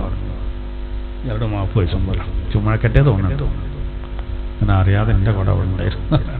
ഓരൊക്കെ സൂക്ഷ്മത നോക്കണം. അതിൽ മറ്റേ ആൾക്ക് ഭയങ്കര സങ്കടമായ ഒരു സംഭവമുണ്ട്. ഓലൊക്കെ ഓൽക്കുന്നു അതിൽ യാതൊരു മടിയില്ലേനു കേട്ടോ. അതുകൊണ്ട് ഇപ്പം നമ്മൾ ചെറുതാവും എന്നുള്ള അത്രയും ശ്രദ്ധയായിരുന്നു അവർ, അത്രയും ശ്രദ്ധയായിരുന്നു. ഞാനിപ്പോൾ ഉണ്ടാക്കുന്ന ഒരു നിസ്കാരപ്പള്ളി, ആ നിസ്കാരപ്പള്ളിയിൽ ഇങ്ങനെ അതിൻ്റെ മുന്നിൽ നിൽക്കേണ്ട ആളെങ്ങനെ പിന്നെ മുസ്ലിം സഹോദരങ്ങളൊക്കെ പൈസയൊക്കെ കൊടുക്കുന്നുണ്ട് സൗഹൃദത്തിൻ്റെ പേരിൽ. ഓലൊക്കെ അതിൻ്റെ ഉള്ളിൽ കൊണ്ടുവന്ന് ഓരോ ഫോട്ടോ എടുത്തിട്ട് ഇങ്ങനെ ഗ്രൂപ്പിൽ വിടുക. പുതിയ പള്ളി ഉണ്ടാക്കിയല്ല, പഴയ പള്ളി പുതുക്കുകയാണ്. അപ്പോൾ വഖഫ് ചെയ്ത സ്ഥലമാണ്. ഒരു സുഖം കിട്ടണില്ല. നമുക്ക് തന്നെ എല്ലാ സമയത്തും പള്ളിക്ക് മാറ്റില്ല. അടി കുറച്ച് പൊടിയുണ്ട് എന്ന് കരുതിയിട്ടൊക്കെ മടക്കുത്തി ചെരുപ്പൊക്കെ ഇട്ടുകൊണ്ട് അങ്ങനെ കൂളായിട്ട് ഒരു ഹുർമത്തും ഇല്ലാതെ. ഇതിപ്പോൾ നമ്മൾ ഗ്രൂപ്പിൽ പറഞ്ഞാൽ ആ വോയിസണ പോവും, അത് പിന്നെ തമ്മിതല്ലാവും. നമ്മൾ അയാളെടുത്ത് പോയി. അപ്പോൾ അയാൾ എന്നോട് ആദ്യം പറഞ്ഞെന്താ അറിയോ, നമ്മൾ ആ സാമ്പ്രദായികമായ അലക്കി തേച്ച വാക്കിൽ ആ നിലപാടിൽ നിന്ന് ഒരല്പം മാറി ഒന്ന് ഉഷാറാക്കാൻ നോക്കിയതാണ്. ആ മാറ്റം വേണ്ടാന്ന്. സാമ്പ്രദായികമായ മാറ്റം ബുദ്ധിമുട്ടാവും. പള്ളിക്കൊരു ഹുർമത്തുണ്ട്, അത് മാറ്റം വരുത്തണ്ട. എല്ലാ കാലത്തെയും ഒരേപോലെ തന്നെ ആയിക്കോട്ടെ. അപ്പോൾ തെറ്റിദ്ധാരണ ഉണ്ടാക്കണം നമ്മൾ. അപ്പോൾ നിങ്ങൾ അങ്ങനെ പറഞ്ഞത് നന്നായി, നന്ദിയുണ്ട് എന്നൊക്കെ പറഞ്ഞു. പിന്നെ ഫോട്ടോസുകളൊക്കെ കണ്ട് അതൊക്കെ പുറത്തുനിന്ന് ഫോട്ടോ എടുത്ത് കണ്ട് വിടുന്നുണ്ട്. പിന്നെ അത് നമ്മളൊക്കെ നയപരമായിട്ട് കൈകാര്യം ചെയ്യണ്ടേ. ഓൽക്കൊരു ആഗ്രഹം ഉണ്ടാവില്ല, വലിച്ചു കുടിച്ച് കൊണ്ടുപോയിക്കാണ്ട് ഫോട്ടോ എടുക്കാൻ. ഓൽക്കൊരു താല്പര്യം ഉണ്ടാവില്ല. നമ്മൾ ക്ഷേത്രത്തിൽ കയറും ഇല്ലല്ലോ, അതിനൊക്കെ ഒരു അതിൻ്റെതായൊരു മാറല്ലേ. അങ്ങനെയാണോ എല്ലാത്തിനും ഈ കോലം കെട്ടുക എന്നുള്ളത് ഒരു സുഖമുള്ള ഏർപ്പാടല്ല. അപ്പോൾ പിന്നെ പറഞ്ഞത് എന്താ വെച്ചാൽ നമ്മൾ പിന്നെ ഈ മാതൃക. അപ്പോൾ ഇവിടെ ഇബ്രാഹിം നബി തെറ്റിദ്ധരിക്കരുത്. അദ്ദേഹം ഒരു ദുആ വജഅലി ലിസാന സിദ്ഖിൻ ഫിൽ ആഖിരീൻ, ശേഷക്കാരിൽ എൻ്റെ സൽകീർത്തി ഉണ്ടാക്കണം നാദാൻ. ഒക്കെ പഠിച്ചോ സ്വീകരിക്കാണ്. അതാണ് ഇബ്രാഹിം നബിയെ ലോകാവസാനം വരെ സ്മരിക്കുക. ഖുർആനിൽ വന്നില്ലേ, നിങ്ങൾ ഇബ്രാഹിം നബിന്റെ മാർഗം പിൻപറ്റിക്കോളൂന്ന്. നമുക്ക് അന്ത്യപ്രവാചകന് വേറെ ഉണ്ടായിട്ടാണ് ആ പ്രയോഗം വരേണ്ടത്. എന്നിട്ട് വീണ്ടും അദ്ദേഹം പറയാണ് വജഅൽനീ മിൻ വറസതി ജന്നത്തിൻ നഈം, ജന്നത്തുൻ നഈമിന്റെ അനന്തരാവകാശികൾ എന്നെ ഉൾപ്പെടുത്തണേ. ജന്നത്തുൻ നഈം സ്വർഗത്തിന് ഒരുപാട് പിന്നെ ഏരിയകളുണ്ട്, പേരുകളുണ്ട്. അതിൽ ഏറ്റവും പ്രധാനപ്പെട്ടത് ഫിർദൗസാണ്. മുഅ്മിനൂൻ സൂറത്തിൽ പറയുന്ന ഫിർദൗസാണ് അതിൽ ഏറ്റവും പ്രധാനപ്പെട്ടത്. വേറെ അഭിപ്രായമുണ്ട്, അത് വെച്ചിട്ടായിരിക്കും അദ്ദേഹം ഏറ്റവും ടോപ്പിലുള്ള കാരണം മൂപ്പരും ചോദിക്കുന്നുണ്ട്. അദ്ദേഹം പറയാണ് ജന്നത്തുൻ നഈമിന്റെ അതിന്റെ അനന്തരാവകാശികൾ എന്നെ ഉൾപ്പെടുത്തണേ. ഇപ്പൊ നമ്മൾ മുഅ്മിനൂൻ സൂറത്തിൽ എങ്ങനെ പറയുന്നത്, ഒരു 7 കാര്യങ്ങൾ പറയുന്നുണ്ട്. 7 കാര്യങ്ങൾ. 1, നിസ്കാരത്തിൽ നല്ല ശ്രദ്ധ. 2, നിരർത്ഥകമായ കളികൾ നിന്ന് വിട്ടു നിൽക്കുക. 3, സക്കാത്ത് കൃത്യമായിട്ട് കൊടുക്കുക. 4, വ്യഭിചാരം ചെയ്യാതിരിക്കല്ല, ജനനേന്ദ്രിയങ്ങളെ സൂക്ഷിക്കുക. 5, അമാനത്ത് വിശ്വസിച്ചേൽപ്പിച്ചതിൽ സത്യസന്ധത പാലിക്കുക. 6, ഒരു കരാറ് ചെയ്താൽ ഒരു എഗ്രിമെന്റ് എഴുതി കഴിഞ്ഞാൽ അത് പാലിക്കുക. 7ാമത്തത് നിസ്കാരത്തിന്റെ കാര്യത്തിൽ ശ്രദ്ധ. ആദ്യം പറഞ്ഞ നിസ്കാരത്തിന്റെ അകത്ത ഭക്തി. 7ാമത്തത് നിസ്കാരത്തിന്റെ സമയം ശ്രദ്ധിക്കുക, ഖളാ ആക്കാതെ. ഈ 7 കാര്യങ്ങളെ പറ്റി ഖുർആൻ എന്താ പറഞ്ഞത്? അവരെ പറ്റി ഉലൈക ഹുമുൽ വാരിസൂൻ അല്ലദീന യരിസൂനൽ ഫിർദൗസ്. അവർ അനന്തരാവകാശികളാണ്, ഓൽക്ക് അനന്തരം കിട്ടുന്നത് ജന്നത്തുൽ ഫിർദൗസാണ്. ചുറ്റുമതിലുകളുള്ള മനോഹരമായ തോട്ടത്തിനാണ് ഫിർദൗസ് എന്ന് പറയാം. ആ വാക്കാണ് അല്ലാഹു തആല ആ സ്വർഗത്തിലെ ഉന്നതമായ സ്ഥാനത്തിന് പേര് വെച്ചത്. അപ്പൊ അവിടെ ജന്നാത്തുൽ ഫിർദൗസിന്റെ അനന്തരാവകാശികളാണ് അവര്. അതാണ് നബി തങ്ങൾ പറഞ്ഞ, നിങ്ങൾ ചോദിക്കുമ്പോ ജന്നാത്തുൽ ഫിർദൗസ് തന്നെ ചോദിച്ചോളൂ. എല്ലാവർക്കും കിട്ടാന്നില്ല, എന്നാലും ചോദിക്കുമ്പോ തന്നെ ചോദിക്കണം. ഇനി വേറെ അഭിപ്രായം, അതേ പദവി തന്നെയാണ് ജന്നത്തുൻ നഈമിൻ എന്നാണ്. അതുകൊണ്ടാണ് ഇവിടെ എന്ത് ചെയ്തത്, ഇബ്രാഹിം നബി അല്ലാഹുവോട് ദ്വാരക്കുന്നത്, വജ്അൽനീ മിൻ വറസതി ജന്നത്തിൻ നഈം, ജന്നത്തുൻ നഈമിന്റെ അനന്തരാവകാശിയാക്കണം നാഥാ എന്നെ. പിന്നെ ഒറ്റൊന്നേ മൂപ്പരെടുത്ത് പാളിയിട്ടുള്ള ആകെ ജീവിതത്തില് അത് ഇതാണ്, വഗ്ഫിർലി അബീ. അത് നമ്മളിപ്പത്തെ ആയത്തിനോട് ചേർത്തണം. വാപ്പാനോട് പറയാണ്, നിങ്ങൾ എന്തിനാണ് ഈ വിഗ്രഹങ്ങളൊക്കെ ആരാധിക്കേണ്ടതെന്ന് ചോദിച്ചല്ലോ. ഇപ്പൊ നമ്മൾ അന്യാണമില്ല, അതിന്റെ വ്യാഖ്യാനം നമ്മൾ പറയുന്നത്. ഇവിടെ പറയാണ്, ഷുറായിൽ പറയുന്നത് അദ്ദേഹം ദ്വാരക്കാണ്, വഗ്ഫിർലി അബീ, എന്റെ ഉപ്പാക്ക് പുറത്തു കൊടുക്കണമേ, ഇന്നഹു കാന മിനൽ ളാലിൻ, തീർച്ചയായിട്ടും അദ്ദേഹം വടി പിഴച്ചു പോയ ആളാണ്. അങ്ങനെ തന്നെ മരിച്ചുപോയി അവിശ്വാസത്തിലായിട്ട്. അദ്ദേഹത്തിന് പൊറുക്കലിനെ തേടി. ഇത് പിന്നെ ഖുർആനിൽ പറയുന്നുണ്ട്, അല്ലാഹു തആല ഇബ്രാഹിം നബിയോട് പറഞ്ഞു, അത് മാത്രം വേണ്ട. നമ്മളൊക്കെ മനസ്സിലാക്കേണ്ട ഒരു കാര്യമാണ്, ആരായാലും സ്വന്തം പിതാവ് തന്നെയാണെങ്കിൽ പോലും അവിശ്വാസിയായിട്ടാണോ മരിക്കുന്നത്, മൗഫറത്തിന് തീർക്കാൻ പറ്റില്ല. അതിന്റെ മുമ്പ് പല കാര്യങ്ങൾക്കും നമുക്ക് നമ്മളെ സഹോദര സമുദായത്തിലെ ആളുകൾക്ക് കച്ചവടത്തിൽ വർക്കത്തുണ്ടാകാനും മൂല കല്യാണം ശരിയാക്കി നമുക്ക് വരക്കാം. ഹിദായത്ത് കിട്ടാനും വരക്കാം. മരിച്ചതിന് ശേഷം നമ്മൾ ഈ അനുശോചന യോഗത്തിലൊക്കെ ശ്രദ്ധിക്കേണ്ടതാണ്. രാഷ്ട്രീയ നേതാക്കന്മാരുടെ അടുത്തൊക്കെ വല്ലാതെ ഭയക്കരുണ്ട്. അതിലിപ്പം മതമൊന്നും നോക്കൂലല്ലോ, രാഷ്ട്രീയത്തിന് മതം നോക്കണ്ടെന്നുള്ളിടത്താണ് ആൾക്കാരുള്ളത്. അപ്പൊ എന്ത് പറയും, പരേതന് ദൈവം നിത്യശാന്തി നൽകട്ടെ എന്ന് പറയും. യാ അയ്യത്തുഹൻ നഫ്സുൽ മുത്മയിന്ന ഇർജിഇ ഇലാ റബ്ബികി റാദിയത്തൻ മർദിയ എന്ന് പറഞ്ഞ അതിൽ പെട്ടാ നിത്യശാന്തി. അത് നമ്മൾ പറയരുത്. അല്ലാത്തൊക്കെ പറഞ്ഞാൽ മതി. അങ്ങനെയുള്ള അവിടെയൊക്കെ നമ്മൾ നയപരമായിട്ട് നമ്മളോട് ഇന്നമാർക്കൊക്കെ പറയണമെന്ന് പറഞ്ഞിട്ടില്ലല്ലോ, ഐഡിയ പൂർവ്വം കൈകാര്യം ചെയ്താൽ മതി. ഇബ്രാഹിം നബി അലൈഹിസ്സലാത്തു വസ്സലാമിനെ തിരുത്തിച്ചു, അത് വേണ്ടട്ടോ, ബാക്കിയൊക്കെ ഓക്കെയാണ്. ബാക്കി പുറത്ത് ഇനി നാളെ പരലോകത്ത് ആസർ കറുത്തിരുണ്ട രൂപത്തിൽ വരുമ്പോഴൊന്ന് നോക്കും അത്ര ഇബ്രാഹിം നബി രക്ഷപ്പെടുത്താൻ. അവളും പറയും, ഇവിടെ അത് ഈ പിതൃബന്ധം ഇവിടെ എന്തെയാക്കില്ല, നോക്കൂല, ഈമാൻ ഉണ്ടോ ഇല്ല എന്നുള്ളതേ നോക്കുള്ളൂ. അപ്പൊ അതങ്ങനെ. പിന്നെ അദ്ദേഹം പിന്നെ ഇത് വരുന്നത് എന്താ അറിയോ, വലാ തുഖ്സിനീ യൗമ യുബ്അസൂൻ, ഉയർത്തെഴുന്നേൽപ്പിക്കപ്പെടുന്ന ദിനത്തിൽ റബ്ബേ ജിന്നെ വഷളാക്കല്ലേ. നമ്മളൊക്കെ അത് വരക്കണ്ടുള്ളത്. അദ്ദേഹം അള്ളാന്റെ ഖലീലാണ്, എന്നിട്ട് പോലും ഓലൊക്കെ ഒരു ബേജാറ് നോക്കണം. ഓൽക്കൊന്നൊരു പേടിയും പേടിക്കേണ്ട ആവശ്യമില്ല, അന്തസ്സോട് കൂടെ വരും. പക്ഷെ എന്നിട്ടും പിന്നെ പറഞ്ഞതോ, ഏതാണ് ആ ദിവസം എന്നറിയോ, യൗമ ലാ യൻഫഉ മാലും വലാ ബനൂൻ, ധനമോ സന്താനങ്ങളോ പ്രയോജനപ്പെടുത്താത്ത ദിനമാകുന്നു അത്. നമ്മളെ മുതലോ നമ്മളെ മക്കളോ നമുക്ക് പ്രയോജനപ്പെടാത്തൊരു ദിനം. പ്രയോജനപ്പെടാത്തതെന്ന് പറഞ്ഞാല് നല്ലൽക്കാണെങ്കിൽ പ്രയോജനപ്പെടും കേട്ടോ, രണ്ടും പ്രയോജനപ്പെടും. ഇല്ലെങ്കിലോ അതുണ്ട് എന്ന് കരുതി അവിടെ നമ്മൾ കഴിച്ചിടാൻ പറ്റുമോ? ഇവിടെ ഒരു പക്ഷേ ചിലപ്പോൾ ഒരു തെറ്റായ കാര്യത്തിൽ നമ്മൾ ഉറച്ചിക്കും. എന്താ കാരണം, മക്കളുണ്ട് ഒപ്പം എന്ന് കരുതിയിട്ട് മക്കൾ ചിലപ്പോൾ ഭീഷണിപ്പെടുത്തും. 5-6 മക്കളൊക്കെ ഉണ്ട്, വലിയ പിന്നെ പെടാ മക്കളാണെങ്കിലേ തൽക്കാലം ഇവിടെ കാര്യമായ കുഴപ്പമൊന്നും ചിലപ്പോൾ ഉണ്ടാവില്ല. ഓരോ സുഹൃത്തുക്കളൊക്കെ പാടെ കൂടും തന്നിട്ട്. പക്ഷെ അതൊന്നും അവിടെ നടക്കൂല. ഇന്നിപ്പോ മക്കളൊരു ഭാരമാകാല്ലേ. ഇന്നലെ കണ്ടില്ല നിങ്ങൾ, ആഷിഖ് എന്ന് പറഞ്ഞ ചെറുപ്പക്കാരൻ കുട്ടി തന്റെ ഉമ്മ സുബൈദയെ വെട്ടിക്കൊന്നു ഇന്നലെ താമരശ്ശേരിയിൽ. എന്താ കൊല്ലലൊക്കെ. അമ്മയുടെ മകന്റെ വെട്ടേറ്റ് അമ്മ മരിച്ചു എന്നിങ്ങനെ ചാനലാരിങ്ങനെ കാണിച്ചപ്പോളേ നമ്മളാദ്യം ഞാൻ കരുതിയത് ആ പ്രയോഗത്തിൽ നിന്ന് ജാതി വേറെ കാരണമാണ്. പിന്നെയാണ് ഉമ്മയാണെന്ന് മനസ്സിലായത്. ആലോചിക്കണം. ഉമ്മാനെ, അതും സുഖമില്ലാതെ കിടക്കുന്ന ഉമ്മാനെ വെട്ടിയാണ് കൊല്ലുകയാണ്. എന്തതിന്റെ അർത്ഥം?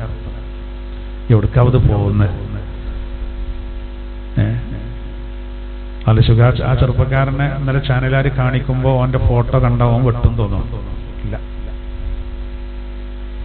നാലോകർക്കിടയിൽ കുടുംബം വഷളാകുന്നത് വേറെ. എന്റെ മുമ്പ് 3 പേരാണ് ഒരുത്തം വെട്ടിക്കൊന്നത്. ഒക്കെ ലഹരി ഉപയോഗിച്ചിട്ടാണ്.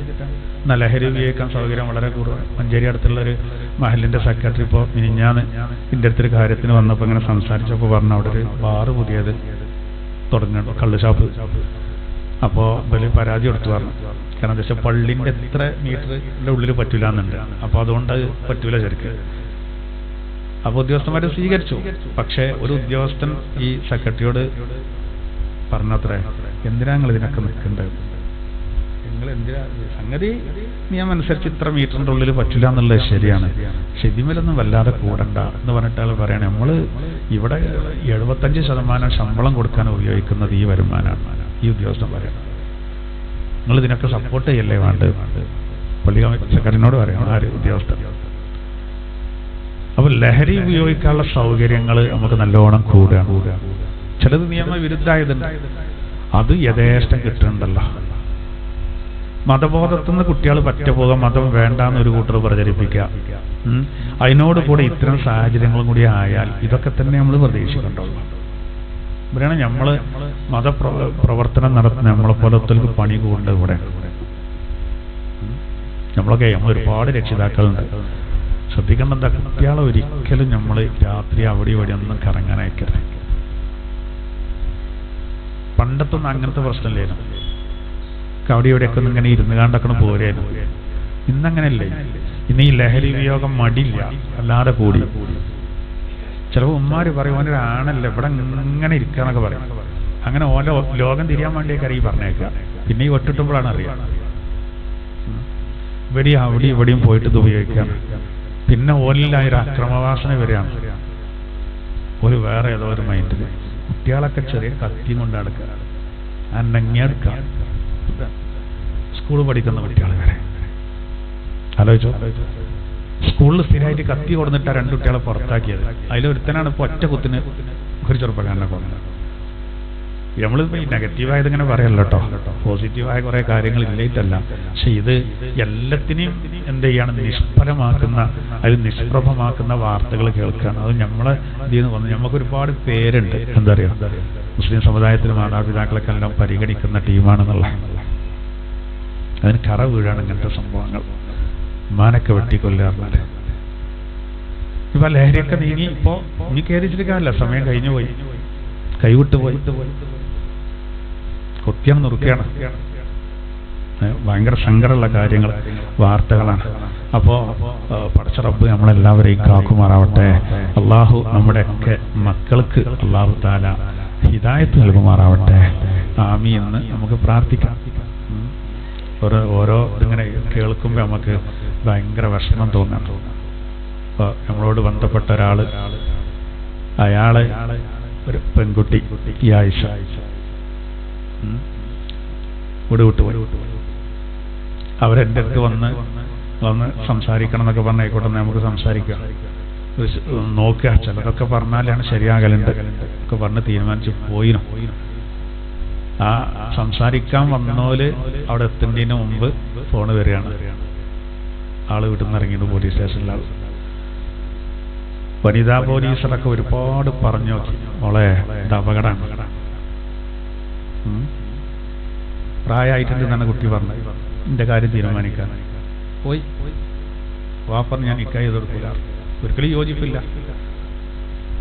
അപ്പൊ പിന്നെ ഒപ്പിട്ട് കൊടുക്കണവർക്ക് പോകാൻ വറക്കുന്ന കയ്യോടുകൂടെ ഉപ്പ ഞാൻ ഒപ്പിട്ട് കൊടുത്തു. പോയി ആലോചിക്കണം നിങ്ങള്, യാത്ര നമ്മളെ കുട്ടികളൊക്കെ എങ്ങനെ നമ്മൾ നോക്കി വളർത്തണ്ട. എന്നിട്ട് ഓല് കരിമീശ വളരുമ്പോഴേക്ക് ഓല് പിന്നെ വേറെ അർത്ഥത്തിലേക്ക്. നമ്മളെ നിയമങ്ങളിലുള്ള പ്രശ്നങ്ങളൊക്കെ നിങ്ങൾ ഒരു ഭൗതിക സംവിധാനങ്ങളൊക്കെ മഞ്ചേരി കോടതിയിൽ അങ്ങനെ ഒരു സംഭവം ഉണ്ടായില്ല. ഉമ്മയും വാപ്പ പിന്നെ കുറെ പിടിച്ചെന്ന് ഉമ്മ കരഞ്ഞു, വല്യമ്മ കരഞ്ഞു, ആ പെൺകുട്ടിന്റെ അനുജത്തി കരഞ്ഞു. ഓൾക്ക് കരച്ചിലൊന്നും വന്നില്ല. അതൊരു ഹൈന്ദവ സഹോദരന്റെ കൂടെ കൂളായിട്ട് പോയി, പോലീസ് പ്രൊട്ടക്ഷനോട് കൂടെ. കോടതിക്ക് പറയാൻ കഴിയുമോ, പെറ്റ തള്ളനെ മറക്കരുത് മോളെ, നിയമം അനുവദിക്കില്ല. അങ്ങനെയുള്ളോ 18 വയസ്സായി പ്രായം സ്വന്തം തീരുമാനിക്കാനാണ്. ഞാൻ ആലോചിക്കാണ്, അങ്ങനെയാണ് ചാടി പോകുന്ന സമയത്തെങ്ങാനും പഠിച്ചവനെ ഇപ്പൊ നമ്മള് ശരീരം കൊയ്യാന്നൊക്കെ പറയല്ലോ, ഒന്നിനെ കൊടുത്താൽ എന്താ ഉണ്ടാകുക? പണിവിന് വേണ്ടി വരുവാ, ഓൻ വിടൂലേ? ആ ഘട്ടത്തിൽ ആരാ ഉണ്ടാകുക? ഉമ്മാക്കും വാപ്പാക്കും എങ്ങനെയാണെങ്കിലും ഒഴിവാക്കാൻ കഴിയുമോ? ജമുണ്ടല്ലോ, പല ശാരീരികമായിട്ട് വലിയ കുറവുകളും വൈകല്യങ്ങളുള്ള എത്ര കുട്ടികളുണ്ട്. എത്ര കുട്ടികളുണ്ട്? എങ്ങനെയാണ് അറ്റങ്ങൾ പോലെ മാതാപിതാക്കൾ നോക്കുന്ന വേറെ ആയിരിക്കും അങ്ങനെ കഴിയുക? അവനാൻ്റെ അല്ലാതെ അത് ഈ കുട്ടികൾ മനസ്സിലാക്കണില്ലല്ലോ. ഒരു തളപ്പാണ്. അവർക്കതിന് പ്രചോദനം നൽകുന്ന ഒരുപാട് സംവിധാനങ്ങൾ പുറത്തുണ്ട്. കൂട്ടുകെട്ടുകൾ നമ്മൾ നല്ലോണം നോക്കിയിട്ടില്ലെങ്കിൽ പ്രശ്നമാണ്. അവളെ അത്രയൊന്നും ശ്രദ്ധിക്കൂല. ഈ മൊബൈലുണ്ടല്ലോ, വലിയ ദുരന്താണ്, വലിയ ദുരന്തം. നമ്മൾ കരുതിയ പോലെ ഒന്നല്ല. കള്ളനെ പിടിക്കാൻ വേണ്ടി കാത്തുക്കാണ്, കിട്ടിയത് തടഞ്ഞത് വേറെ എന്നുള്ളത് പറഞ്ഞില്ലേ. ഓരോ സംഭവങ്ങൾ ഒക്കെ തന്നെ നമ്മൾ പ്രതീക്ഷിക്കാതെയാണ് ഓരോന്ന് നടക്കുന്നത്. അപ്പോൾ അതുകൊണ്ട് ഞാൻ ഈ പ്രാർത്ഥന പറഞ്ഞപ്പോഴേ യൗമലാ യംഫഉ മാലും വലാ ബനൂൻ, മക്കളോ അതുപോലെ തന്നെ സമ്പത്തോ പ്രയോജനപ്പെടുത്താത്തൊരു ദിനം വരാനുണ്ട് നാഥാ, അന്ന് ജിന്ന വഷളാക്കല്ലേ എന്ന് സയ്യിദുനാ ഇബ്രാഹിം നബി അലൈഹിസ്സലാം പ്രാർത്ഥിച്ചു. അപ്പോൾ ഇതിൽ അദ്ദേഹത്തിന്റെ ആ പ്രാർത്ഥനകളൊക്കെ അല്ലാഹു സ്വീകരിച്ചു. ഒന്ന് മാത്രം തിരുത്തിച്ചു, ബാക്കിയൊക്കെ കൊടുത്തു. ഈ പെട്ടതാണ് ഏത്? എന്നെ പിന്നെ ശേഷക്കാരിന്റെ സൽപ്പേര് നിലനിർത്തണം തന്നു അള്ളാഹു തആല. അങ്ങനെ തന്നെ നിലനിർത്തി. അദ്ദേഹത്തിന് എല്ലാ നിലക്കും അള്ളാഹു തത്വജ്ഞാനം നൽകി. ആ തത്വജ്ഞാനത്തിൽപ്പെട്ടതാണ് ഈ ആയത്തിൽ പറയുന്നത്, വകദാലിക നുരീ ഇബ്രാഹീമ മലകൂതസ് സമാവാതി വൽ അർദ്, ആകാശങ്ങളുടെയും ഭൂമിയുടെയും അദൃശ്യമായ ആധിപത്യം അദ്ദേഹത്തിന് കാണിക്കപ്പെട്ടു. വലിയകൂന മിനൽ മൂഖിനീൻ, അദ്ദേഹം ദൃഢവിശ്വാസികളുടെ കൂട്ടത്തിൽ ആകുന്നതിന് വേണ്ടിയും. ഇനി ഇബ്രാഹിം നബി അലൈഹി സ്വലാത്തു വസ്സലാം ആ ജനതയിൽ വളരെ തന്ത്രപൂർവ്വം പ്രബോധനം ചെയ്ത ഒരു രീതിയാണ് ഇനി പറയാൻ പോകുന്നത്. അവരെ കൂട്ടത്തിൽ വിഗ്രഹങ്ങൾക്ക് ആരാധിക്കുന്നവരും സൂര്യനെ ആരാധിക്കുന്നവരും നക്ഷത്രങ്ങൾക്ക് ആരാധിക്കുന്നവരും ചന്ദ്രനെ ആരാധിക്കുന്നവരുണ്ടായിരുന്നു. എല്ലാത്തിനും ആരാധിക്കാണ്. അപ്പോൾ ഓലെന്ന് കയ്യിലെടുക്കാൻ വേണ്ടി ഇബ്രാഹിം നബി സ്വീകരിച്ച നിലപാടൊക്കെ അതാണ് ഇനി പറയുന്നത്.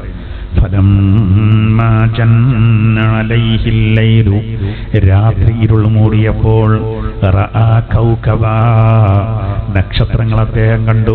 അതായത് നല്ല നിലാവുള്ള രാത്രി, ഇരുട്ട് വരുന്നു, നക്ഷത്രങ്ങൾ ഇങ്ങനെ ഉദിച്ചു നിൽക്കുകയാണ്. ഖാല, അപ്പൊ ഈ ജനങ്ങളെ കേൾക്കെ ഇബ്രാഹിം നബി പറഞ്ഞു, ഹാദാ റബ്ബീ, ആ നക്ഷത്രങ്ങൾ നോക്കിയിട്ട് പറഞ്ഞു, അതാ എന്റെ റബ്ബ്. ഇതാ ഞാൻ പറഞ്ഞിട്ട് അവിടെ മാത്രം വരെ ഒരാൾ പറഞ്ഞ അപ്പൊ നക്ഷത്രങ്ങളെ ആരാധിക്കാം. നീ ഇബ്രാഹിം നബിയും പറഞ്ഞില്ലാന്ന് പോകാൻ പറ്റില്ല, ശേഷം കൂടി ഓതണം. ഇതെന്തിനാന്ന് ബൽക്കൊരു പിടുത്തം കിട്ടിയില്ല. ഇബ്രാഹിം നബി അലൈഹി സ്വലാത്തു വസ്സലാം നക്ഷത്രങ്ങളെ നോക്കിയിട്ട് പറഞ്ഞു, അതാ എന്റെ റബ്ബ്. അപ്പൊ ഈ നക്ഷത്രങ്ങളെ ആരാധിക്കുന്ന ആൾക്കാർ പരസ്പരം പറയാൻ തുടങ്ങിയല്ല, എത്താപ്പത് കഥ, ഇയാളിപ്പോ ഇതുവരെ പിന്നെ അള്ള മാത്രമാണ് ആരാധിക്കാൻ പാടുള്ളൂ എന്ന് പറയുന്ന ആളാണല്ലോ, ഇയാളിപ്പോ ഇത് ഗ്രൂപ്പ് മാറിയോ, നമ്മളിതിലേക്ക് വന്നോ എന്നുള്ള രൂപത്തിൽ എന്ത് ചെയ്തു ഇവര് പറയാൻ തുടങ്ങി. ഇബ്രാഹിം നബി ഒന്നും ഉണ്ടിയില്ലട്ടോ. ഓൽക്ക് ഒരു വിചാരിച്ചെന്താണ്, അവര് വിചാരിച്ചത് അവര് എന്തേതാണ് പിന്നെ ഇബ്രാഹിം നബി അലൈഹി സ്വലാത്തു വസ്സലാം മതം മാറിയതാണ്, അവരുടെ പക്ഷത്തേക്ക് ചെന്നതാണ്. അപ്പോൾ ഓൽക്ക് ഭയങ്കര സന്തോഷമായി, നമ്മളെ ഭാഗത്തേക്ക് വന്നു എന്നുള്ള നിലക്ക്. ഇബ്രാഹിം നബി ഒന്നും മിണ്ടിയില്ല. അങ്ങനെ കുറെ കഴിഞ്ഞപ്പോ നക്ഷത്രങ്ങൾ അസ്തമിച്ചു. നക്ഷത്രം അതാണ് പറയുന്നത്, നക്ഷത്രങ്ങൾ അസ്തമിച്ചപ്പോൾ കാല, അപ്പൊ മഹാനായ ഇബ്രാഹിം നബി അവരോട് പറഞ്ഞു, ലാ ഉഹിബ്ബുൽ ആഫിരീൻ, ഇങ്ങനെ അപ്രത്യക്ഷമാകുന്നതിന് ഞാൻ ഇഷ്ടപ്പെടുന്നില്ല, ഇത് ദൈവങ്ങളെല്ലാം. അതിനു വേണ്ടിയാണ് അങ്ങനെ ചെയ്തത്.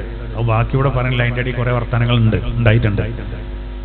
ഇവർ ഈ നക്ഷത്രങ്ങളെ ആരാധിക്കുന്നവരാണ്. അപ്പൊ ഇബ്രാഹിം നബി പറഞ്ഞു, എന്റെ റബ്ബ് ഉദിച്ചു നിൽക്കുന്നുണ്ടല്ലോ, അത് ചുരുക്കി പറയണം ഇവിടെ. അപ്പൊ ഓരൊക്കെ കരുതി ഇബ്രാഹിം നബി ഓല ഗ്രൂപ്പിക്ക് ചേർന്നതാണ്. അങ്ങനെ നക്ഷത്രങ്ങൾ അസ്തമിച്ചപ്പോ ഇവരോട് ചെന്നിട്ട് പറഞ്ഞു, പിന്നെ എവിടെ നമ്മളെ റബ്ബിനെ കാണാനല്ലോ, റബ്ബാകുമ്പോ അങ്ങനെ കാണാതിരിക്കാൻ പാടില്ല, റബ്ബ് എപ്പോഴും സജീവമാകണല്ലോ. അപ്പൊ ഇത് ഞാൻ ഇഷ്ടപ്പെടുന്നില്ല കേട്ടോ. അപ്പോഴാണ് ഇത് ഒരുമാതിരി ആക്കിയതാണെന്ന് ഓൽക്കെന്ത് ചെയ്ത് മനസ്സിലായത്. അല്ല, അത് മാത്രല്ല കേട്ടോ, ഓലെ കുതിരാക്കാനൊന്നല്ല, ഓലെ മനസ്സിനെ സ്പർശിച്ചതാ. അതായത് അപ്പൊ ആ കൂട്ടത്തിൽ ഇങ്ങനെ അപ്പൊ ആ കൂട്ടത്തിലുള്ള ആൾക്കാർ ഇങ്ങനെ ചിന്തിക്കും, ശരിയാണ്, ഇതൊക്കെ ഇപ്പോ ഓരോ സൃഷ്ടികൾ, അത് ചിലപ്പോ ഉദിച്ചു വരും, ചിലപ്പോ പോവും, പറഞ്ഞായിരിക്കന്നെ, അതിന് പറയേണ്ട ഒരു കാര്യം ഉണ്ടല്ലോ. അങ്ങനെ ഓരോ മനസ്സിൽ മാറ്റം വരാനാണ്. പിന്നെ പറയുന്നതോ പിന്നെ അടുത്ത ആയത്തിൽ പറയുന്നു, ഫലം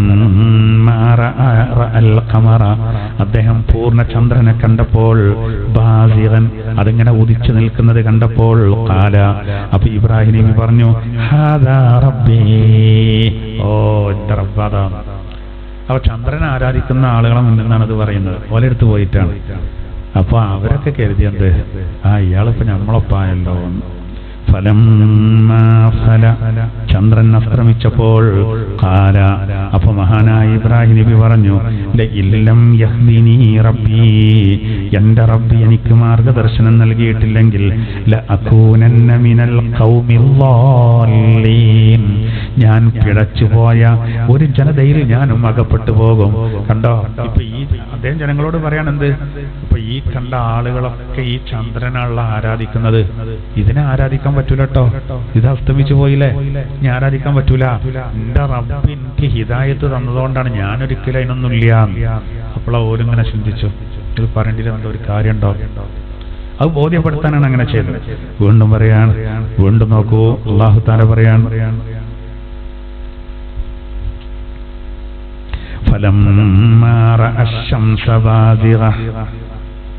സൂര്യൻ ഉദിച്ചു വന്നപ്പോൾ ഖാല അപ്പൊ മഹാനായ ഇബ്രാഹിം നബി പറഞ്ഞു, അതിനെ നോക്കിയിട്ട്, ഹാദാ റബ്ബി, ഇതാ എന്റെ റബ്ബ്, ഹാദാ അക്ബർ, ഇത് വലിയ റബ്ബാണല്ലോ. ഇബ്രാഹിം നബി പറയണേ, സൂര്യൻ വലുതന്നെയുള്ളോ, ചന്ദ്രനെയും ഭൂമിനെയൊക്കെ അപേക്ഷിച്ച് സൂര്യൻ എത്രയോ 10 മടങ്ങ് വലിപ്പമുള്ളതാണ്. 10-15 കോടി കിലോമീറ്റർ അകലെ കിടക്കായതുകൊണ്ട് നമുക്കത് അതിന്റെ വലിപ്പം അറിയാത്തതുകൊണ്ടാണ്. എത്ര ദൂരത്താണ് കിടക്കുന്നത്, എത്ര ദൂരത്താണ് കിടക്കുന്നത്, നമുക്ക് ചെറുതായി തോന്നുന്ന അത്രയും ദൂരമായതുകൊണ്ടാണ്. അള്ളാഹു പറയാണ്, ഇബ്രാഹിം നബി പേരാണ്, ഇതാ എന്റെ റബ്ബ്, സൂര്യൻ ഉദിച്ചു വന്നു, എന്റെ റബ്ബ് കുറച്ച് വലിയ റബ്ബ് തന്നെയാണ്. ആ സൂര്യൻ അസ്തമിച്ചപ്പോൾ മഗ്രിബായപ്പോൾ ഈ ജനതയോട് പറഞ്ഞു, ഖാലയ ഖൗമി ഇന്നി ബരീഉം മിമ്മാ തുശ്രികൂൻ, നിങ്ങൾ ശിർക്ക് വെക്കുന്നതിൽ നിന്ന് ഞാൻ ഒഴിവാട്ടോ. ഇതും പോയല്ലോ, അതും പറ്റൂല. അങ്ങനെ അവരിൽ മാറ്റം വരുന്നവർക്കൊക്കെ മാറ്റം വന്നു. അല്ല, ചിലർക്ക് മാറ്റം വന്നിട്ടില്ലെങ്കിലും പോലെ മനസ്സിൽ കാര്യങ്ങൾ വരും. സംഭവം അയാൾ പറയേണ്ടതിലൊക്കെ കാര്യമുണ്ട്, പക്ഷെ നമ്മളിപ്പോൾ അത് അംഗീകരിക്കണില്ല എന്നുള്ള രൂപത്തിലാണ്. അപ്പോ നമ്മൾ ഈ സംവദിക്കുമ്പോ ഇതാണ്, അവരുടെ മനസ്സ് തട്ടുന്ന രൂപത്തിൽ സംവദിക്കണം എന്നുള്ളതിന് ഒരു രേഖ കൂടിയാണ്. അതിന് ചില ഐഡിയകളൊക്കെ പ്രയോഗിക്കാമെന്ന്, ആ ഐഡിയയാണ് ഇപ്പൊ ഇവിടെ അദ്ദേഹം ചെയ്ത് പ്രയോഗിച്ചത്. അല്ലെങ്കിൽ നേരെ പറയുമ്പോൾ പിന്നെ നക്ഷത്രങ്ങളെ നോക്കിയിട്ട് അതാ എൻ്റെ റബ്ബ്, ചന്ദ്രനെ നോക്കിയിട്ട് അതാ എൻ്റെ റബ്ബ്, സൂര്യനെ നോക്കിയിട്ട് അതാ എൻ്റെ റബ്ബ് എന്നൊക്കെ പറയുമ്പോൾ ഞാൻ എങ്ങനെ പറയാൻ പാടുണ്ടോ? അത് പറയാൻ നന്നല്ല, അതിന്റെ മുഴുവൻ കേൾക്കണം. അത് എന്തിനാ പറയുന്നത്? അവരെ കാര്യങ്ങള് ബോധ്യപ്പെടുത്താൻ വേണ്ടിയിട്ടാണ്. ഏതുപോലെ അബൂജഹലടക്കമുള്ള ആളുകള് അബൂ താലിബിന്റെ അരികെ വന്ന് നബിന്റെ മൂത്താപ്പ, അബൂ താലിബ് ആരാ? നബിന്റെ മൂത്താപ്പ നബിനെല്ലാം സംരക്ഷിക്കുന്ന ആളാണ്. മൂപ്പരോട് വന്നിട്ട് പറയണെന്ത്, നിങ്ങളെ സഹോദരന്റെ മകനെ കൊണ്ട് ഞങ്ങളാകെ കുടുങ്ങിയിട്ടുണ്ട്. നമ്മുടെ പൂർവ്വപിതാക്കളെ ആരാധിച്ച ദൈവങ്ങളെ നിഷേധിക്കുകയാണ്. അതുകൊണ്ട് ഞങ്ങളിപ്പോൾ ഇതിൽ ഇടപെട്ട ബുദ്ധിമുട്ടാണ്, പ്രശ്നം ഒലി ഇടപെടാത്തതുകൊണ്ടല്ല, നടക്കാത്തതുകൊണ്ടാണ്. അപ്പോൾ ഇവർ പറയാണ്, നിങ്ങൾ പറഞ്ഞാൽ കേൾക്കൂലേ, നിങ്ങളല്ലേ സംരക്ഷണം കൊടുക്കുന്നത്, നിങ്ങളെ മകന്റെ സ്ഥാനത്തല്ലേ, ഞാൻ പറഞ്ഞോളാം. മൂപ്പര് ഓലപ്പം തന്നെയുള്ള ആദർശത്തിൽ. അങ്ങനെയാണ് അബൂ താലിബ് നബി തങ്ങളെ ഓലടിക്ക് വിളിച്ചിട്ട് പറഞ്ഞു, ഇങ്ങനെയൊക്കെയാണ് സംഭവം, അതുകൊണ്ട് മുഹമ്മദ് ഇവരെ പ്രകോപിപ്പിക്കരുത്. അപ്പോ മൂത്താപ്പനോട് നിബിധങ്ങൾ പറഞ്ഞെന്താ, അവര് പറയുന്നതൊക്കെ അനുസരിച്ചോളാം, ഞാൻ പറയുന്ന ഒന്നുപോലെ അനുസരിച്ചാൽ മതിയെന്നാ. അത് കേട്ടാൽ നമുക്ക് തോന്നിപ്പോ ഓല് പറയണ്ട എങ്ങനെ അനുസരിക്കാൻ പറ്റുമെന്ന്. അല്ല, ലാസ്റ്റ് കേൾക്കണ്ടേ എങ്ങോട്ടാണ് പോക്ക് എന്നുള്ളത്. അപ്പൊ പിന്നെ അബൂ താലിബിന് ഭയങ്കര സന്തോഷം, ഇനി പ്രശ്നം തീരുമല്ലോ. നിബിധങ്ങളാകെ ഒരു കാര്യമേ പറയാനുള്ളൂ, ബാക്കിയുള്ള ഒക്കെ അങ്ങോട്ട്. അപ്പോ ഒരു പറഞ്ഞു, നന്നായിക്കോട്ടെ, എന്താണ് താങ്കൾക്ക് എന്താ പറയാനുള്ളത് ചോദിച്ചു. അള്ളാഹു മാത്രമാണ് ആരാധ്യൻ, ഞാൻ അള്ളാഹുവിന്റെ റസൂലാണ്, അത് നിങ്ങൾ പറയണം. നിങ്ങൾ പറഞ്ഞൊക്കെ ഞാൻ കേട്ടോളാം. അയിമക്കണത് പോകണ്ട്. അതിലിതുകൊണ്ട് ദേഷ്യം വന്നിട്ടേ അബൂജഹലിനെ രോഷാകുലനായിട്ട് അയാൾ അവിടെ നിന്ന് ഇറങ്ങിപ്പോയി. തല്ലാനപ്പോ പറ്റാത്തോണ്ടാണ്, അമ്മാതിരി ചൂടിലാണ് അയാൾ പോയത്. പിന്നെ അതിൻ്റെതായ പണികളൊക്കെ പിന്നെടുത്തു. അപ്പൊ അത് ചില കാര്യങ്ങളൊക്കെ അങ്ങനെ സഫാ മലയുടെ മുകളിൽ കയറിയിട്ട് വണ്ടിയരിയോ എന്നതിനർത്ഥം. എന്താ വലിയ ദുരന്തം വന്നു എഴുതിയ ആളുകളൊക്കെ വന്നപ്പോ നബിതങ്ങൾ പറഞ്ഞെന്താ, ദുരന്തമൊന്നുമില്ല, വലിയ ദുരന്തമുണ്ട്. നിങ്ങൾ കരുതിയ ദുരന്തമല്ല, ദുന്യാവത്ത് ദുരന്തമല്ല, പരലോകത്ത് വലിയൊരു ദുരന്തം വരാണ്ട്. അതിനെ പറ്റി നിങ്ങളോട് പറയാനാണ് ഞാൻ വിളിച്ചത്, താക്കീത് ചെയ്യാനാണ്. അത് പ്രബോധനത്തിന്റെ ഒരു തന്ത്രമായിരുന്നു. ഒരു കുട്ടി, ആ കുട്ടി എങ്ങനെ പറഞ്ഞിട്ടും വാപ്പ പറഞ്ഞിട്ട് കേൾക്കണില്ല. അപ്പൊ ആ കുട്ടീനെ നമ്മളോടൊന്ന് സംസാരിക്കാൻ വേണ്ടി എൻ്റെ അടുത്ത് കൊണ്ടുവരികയാണ്. അപ്പൊ എൻ്റെ അടുത്ത് കാരണം പോരൂല. അപ്പൊ എൻ്റെ പേരൻ്റെ ആ ഭാഗത്തുണ്ട് ഒരാൾ, ഓർക്കൊരു കുടുംബക്കാരുണ്ട് അവിടെ, തക്കാരുണ്ട് കാരണം കൊടുക്കുന്നത്. തക്കാരത്തിന് പറഞ്ഞുകൊണ്ടാണ് നേരെ പരീക്ഷണം കൊടുക്കുന്നത്. പക്ഷെ ആ കുട്ടി ആ ദേഷ്യക്കനോട് കാണിച്ചും ചെയ്തു കേട്ടോ. ഒരു കാലം മറ്റേ കാലം ഒക്കെ കയറ്റി വെച്ചിൻ്റെ മുന്നിൽ അവിടെ ഇരുന്നു. പാപ്പ എങ്ങനെ പറയണ്ട, കാലെടുത്തേക്കെ എന്നൊക്കെ പറയുന്നുണ്ട്. എടുത്തില്ല, അമ്മ തിരിച്ചതില്ല നിങ്ങൾ എന്നോട് കാണിച്ച് എന്നുള്ള ഈ ആ കുട്ടിൻ്റെ മനസ്സിൽ. നമ്മുടെ ചില ഡോക്ടർമാരെ അടുത്തെത്തിയാൽ നമ്മൾ അറിയല്ലോ, പെരിയെ കൊണ്ടുപോയിക്കോളി അറിയില്ല എന്നവർക്ക് എനിക്ക് ആ കുട്ടിൻ്റെ ആ ഭാവവും ആ കാട്ടിക്കൂട്ടലൊക്കെ കണ്ടപ്പോൾ തന്നെ മനസ്സിലായി അതിനൊരു ഉപദേശം ഭരിക്കൂല. പറഞ്ഞായിരിക്കന്നായി ഞാൻ കുറച്ചേരം പറഞ്ഞു എന്നല്ലാതെ. ചായക്ക് കൊടുത്തിട്ട് പെണ്ണുങ്ങൾ പറയണം, പെൺകുട്ടിയാണേ അമ്മാതിരി തന്നിപ്പാണ് അതിൻ്റെ അടുത്ത്. പെണ്ണുങ്ങൾ പറയാണ് അതിൻ്റെ ഒരു ഈറാണ്, ചാരിച്ചപ്പ് വരെ കാണിക്കുന്നുണ്ട് മാതാപിതാക്കളോട്. തക്കാരത്തിനാണ് കൊടുന്നതല്ലേ. എന്നിട്ടൊരു ഒടുക്കത്തെ ഉപദേശം എന്നുള്ളത് ഒരു വേറെ ഏതോ ലോകത്താണ്. ഞാൻ നേരത്തെ പറഞ്ഞ ടീമാണ് വേറെ ഒരു. അപ്പോൾ എത്തിക്കാൻ വേണ്ടിയിട്ടാണ് ഇത്. അതൊക്കെ ഒരു ഐഡിയ പ്രയോഗിച്ചതാണ്. അത് പറ്റാവുന്നേ ചെയ്യാൻ പാടുള്ളൂ കേട്ടോ, അല്ലെങ്കിൽ പിന്നെ പണിയാവും. എന്നതൊക്കെ ഐഡിയയാണ് എല്ലായിടത്തും വേണ്ടത്. ഇവിടെ ഇബ്രാഹിം നബി അലൈഹിസ്സലാത്തു വസ്സലാം ഇവരെ കാര്യങ്ങൾ ബോധ്യപ്പെടുത്താൻ വേണ്ടി ചെയ്തതാണ്. ഇബ്രാഹിം നബി അങ്ങനെ പലതും ചെയ്തിട്ടില്ല. അങ്ങനെയുള്ള മുമ്പ് അഗ്നികുണ്ഡത്തിൽ എറിയപ്പെടാൻ തന്നെ കാരണം എന്താ? വിഗ്രഹങ്ങളെ തച്ചോടിച്ച് കണ്ട് വലിയൊരു യുക്തി കാണിച്ചാണ്. അന്ന് പറ്റുമായിരുന്നു, അതുകൊണ്ടാണ്. അങ്ങനെ ഒരുപാട് സംഭവങ്ങളുണ്ട്. ഏതായിരുന്നാലും അവസാനമായി ഇബ്രാഹിം നബി അവരോട് പറഞ്ഞ പ്രയോഗം നോക്കി, ഇന്നി വജ്ജഹ്തു വജ്ഹിയ وجهت وجهي للذي فطر السماوات والأرض حنيفا وما أنا من المشركين. അത് ലാസ്റ്റ് മൂപ്പര് നിലപാടാണ് പ്രഖ്യാപിക്കുക. ഇന്നി വജ്ജഹ്തു വജ്ഹിയ, ഞാൻ എൻ്റെ വദനത്തെ ഇതാ തിരിച്ചിരിക്കുന്നു. ലില്ലദീ ഫതറസ് സമാവാതി വൽ അർള്, ആകാശങ്ങളെയും ഭൂമിയെയും സൃഷ്ടിച്ച ഒരു അല്ലാഹുവിലേക്ക്, ആകാശങ്ങളെയും ഭൂമിയെയും സൃഷ്ടിച്ച അല്ലാഹുവിലേക്ക് ഞാൻ എൻ്റെ വദനത്തെ ഇതാ തിരിച്ചിരിക്കുന്നു. ഹനീഫ, ഋജുവായ രൂപത്തിൽ, ചൊവ്വായ രൂപത്തിൽ. വമാ അന മിനൽ മുശ്രിക്കീൻ, ഞാൻ മുശ്രിക്കീങ്ങളിൽ പെട്ടവനല്ല. അദ്ദേഹം ചൊല്ലിയതാണ് പിന്നെ നമ്മളെ നിസ്കാരത്തിലെ വജ്ജഹ്തുവിന്റെ ഒരു ഭാഗമായിട്ട് വന്നത്. അദ്ദേഹം പറയാണ്, നിങ്ങൾ നോക്കൂ, അദ്ദേഹത്തിനൊക്കെ സമ്മതിക്കണം. കാരണം ആ കാലഘട്ടത്തിൽ അതിന് മാത്രം എതിർപ്പ് ആളുകളൊക്കെ ചെയ്യുന്ന ഒരു കാര്യം, അതിൻ്റെ അടിയിൽ നമ്മളൊക്കെ അങ്ങനെയുള്ള അങ്ങനെ ഒരു പിന്നെ കൂടി കൊടുക്കാനുള്ള പല തെറ്റുകൾക്കും ഇപ്പോഴൊക്കെ അങ്ങനെയാണെന്നാ പറയാം. അങ്ങനെയാണെന്ന് പറഞ്ഞാണ് നമ്മൾ പല കാര്യങ്ങൾക്ക് എന്ത് ചെയ്യാണ്, കൂടി കൊടുക്കുകയാണ്.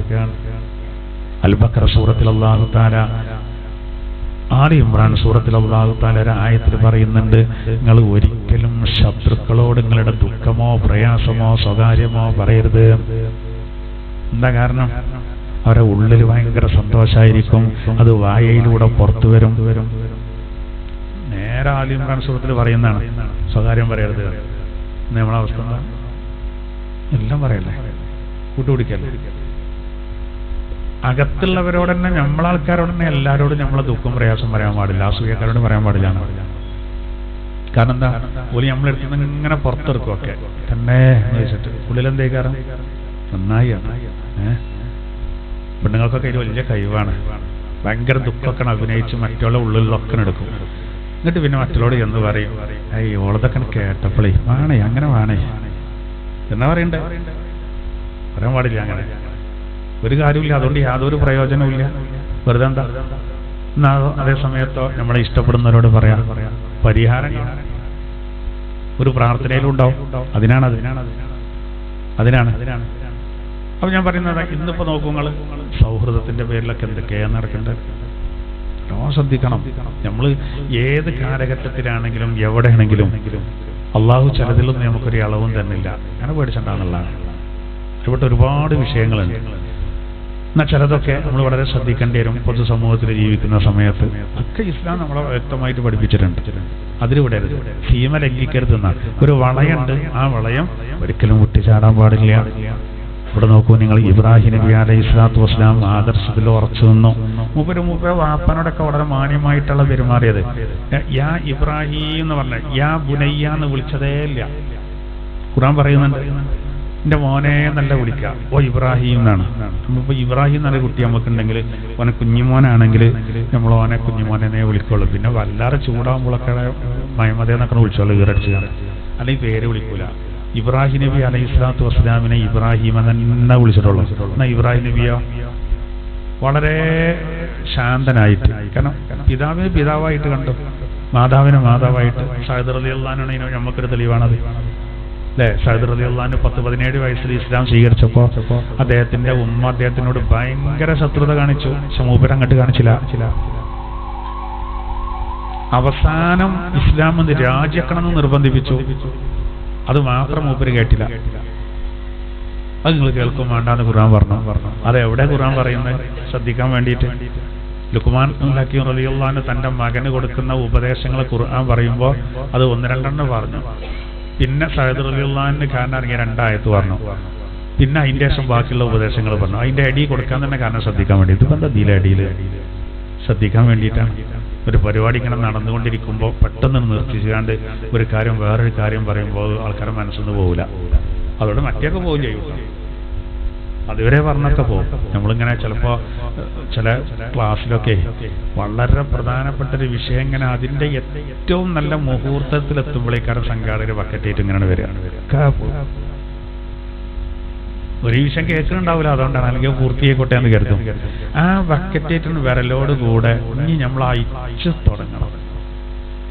ഇതൊന്നും ഉള്ളിൽ അങ്ങനെ നിൽക്കുന്ന ടൈമേക്കാരം. ഈ ബക്കറ്റിന് വരുമ്പോൾ ആൾക്കാരെ ശ്രദ്ധത്തേക്കാരം എത്രപ്പെട്ടുണ്ട് എന്ന് വന്നു.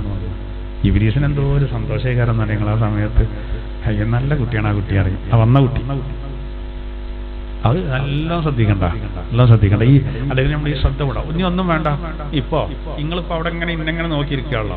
ഇവരാരേലും നന്നായിട്ടൊന്ന് വാച്ചിക്ക് ഇങ്ങനെ നോക്കിയാൽ മതി. ഇങ്ങനെ നോക്കുമ്പോൾ അവിടെ നിന്ന് കാണും. അപ്പോഴേക്കാണ് നമുക്ക് തോന്നിയല്ലേ എത്ര ആയിപ്പോ. ശ്രദ്ധവും ആളെ നമ്മൾ ഈ സാഹസിലൊക്കെ നമ്മൾ മൊബൈൽ ഫോൺ ഓഫാക്കി ഉണ്ടാകാം, അല്ലെങ്കിൽ സൈലന്റ് ആക്കി ഉണ്ടാകാം. കാരണം ചിലപ്പോൾ നല്ല മുഹൂർത്തത്തിലേക്കാണ് നല്ലൊരു പാട്ടിന് വരിക. അതോടുകൂടെ എന്ത് ചെയ്യും? ശബ്ദവും. അതിൻ്റെ അടിയിലൊന്ന് പറഞ്ഞു എന്ന് മാത്രം. നമ്മളെ അങ്ങനെ ശബ്ദം പോകേണ്ട ഒരു സിസ്റ്റം നമ്മളെ ക്ലാസ്സിലില്ല. കാരണം എന്താ, പിന്നൊക്കെ തൽക്കുന്ന തുടങ്ങേണ്ടി വരും. അപ്പോൾ നോക്കൂ, പറഞ്ഞു വരുന്നത് ഇബ്രാഹിം നബി അലൈഹി സ്വലാത്തു വസ്സലാം അവസാനം പറഞ്ഞത് വളരെ പ്രധാനപ്പെട്ടതാണ്. ഇന്നി വജ്ജഹ്തു വജ്ഹിയ ലില്ലദീ ഫതറസ് സമാവാതി വൽ അർള്. തീർച്ചയായിട്ടും ഞാൻ എന്റെ വദനത്തെ ഇതാ തിരിച്ചിരിക്കുന്നു. ലില്ലദീ ഫതറസ് സമാവാതി വൽ അർള്.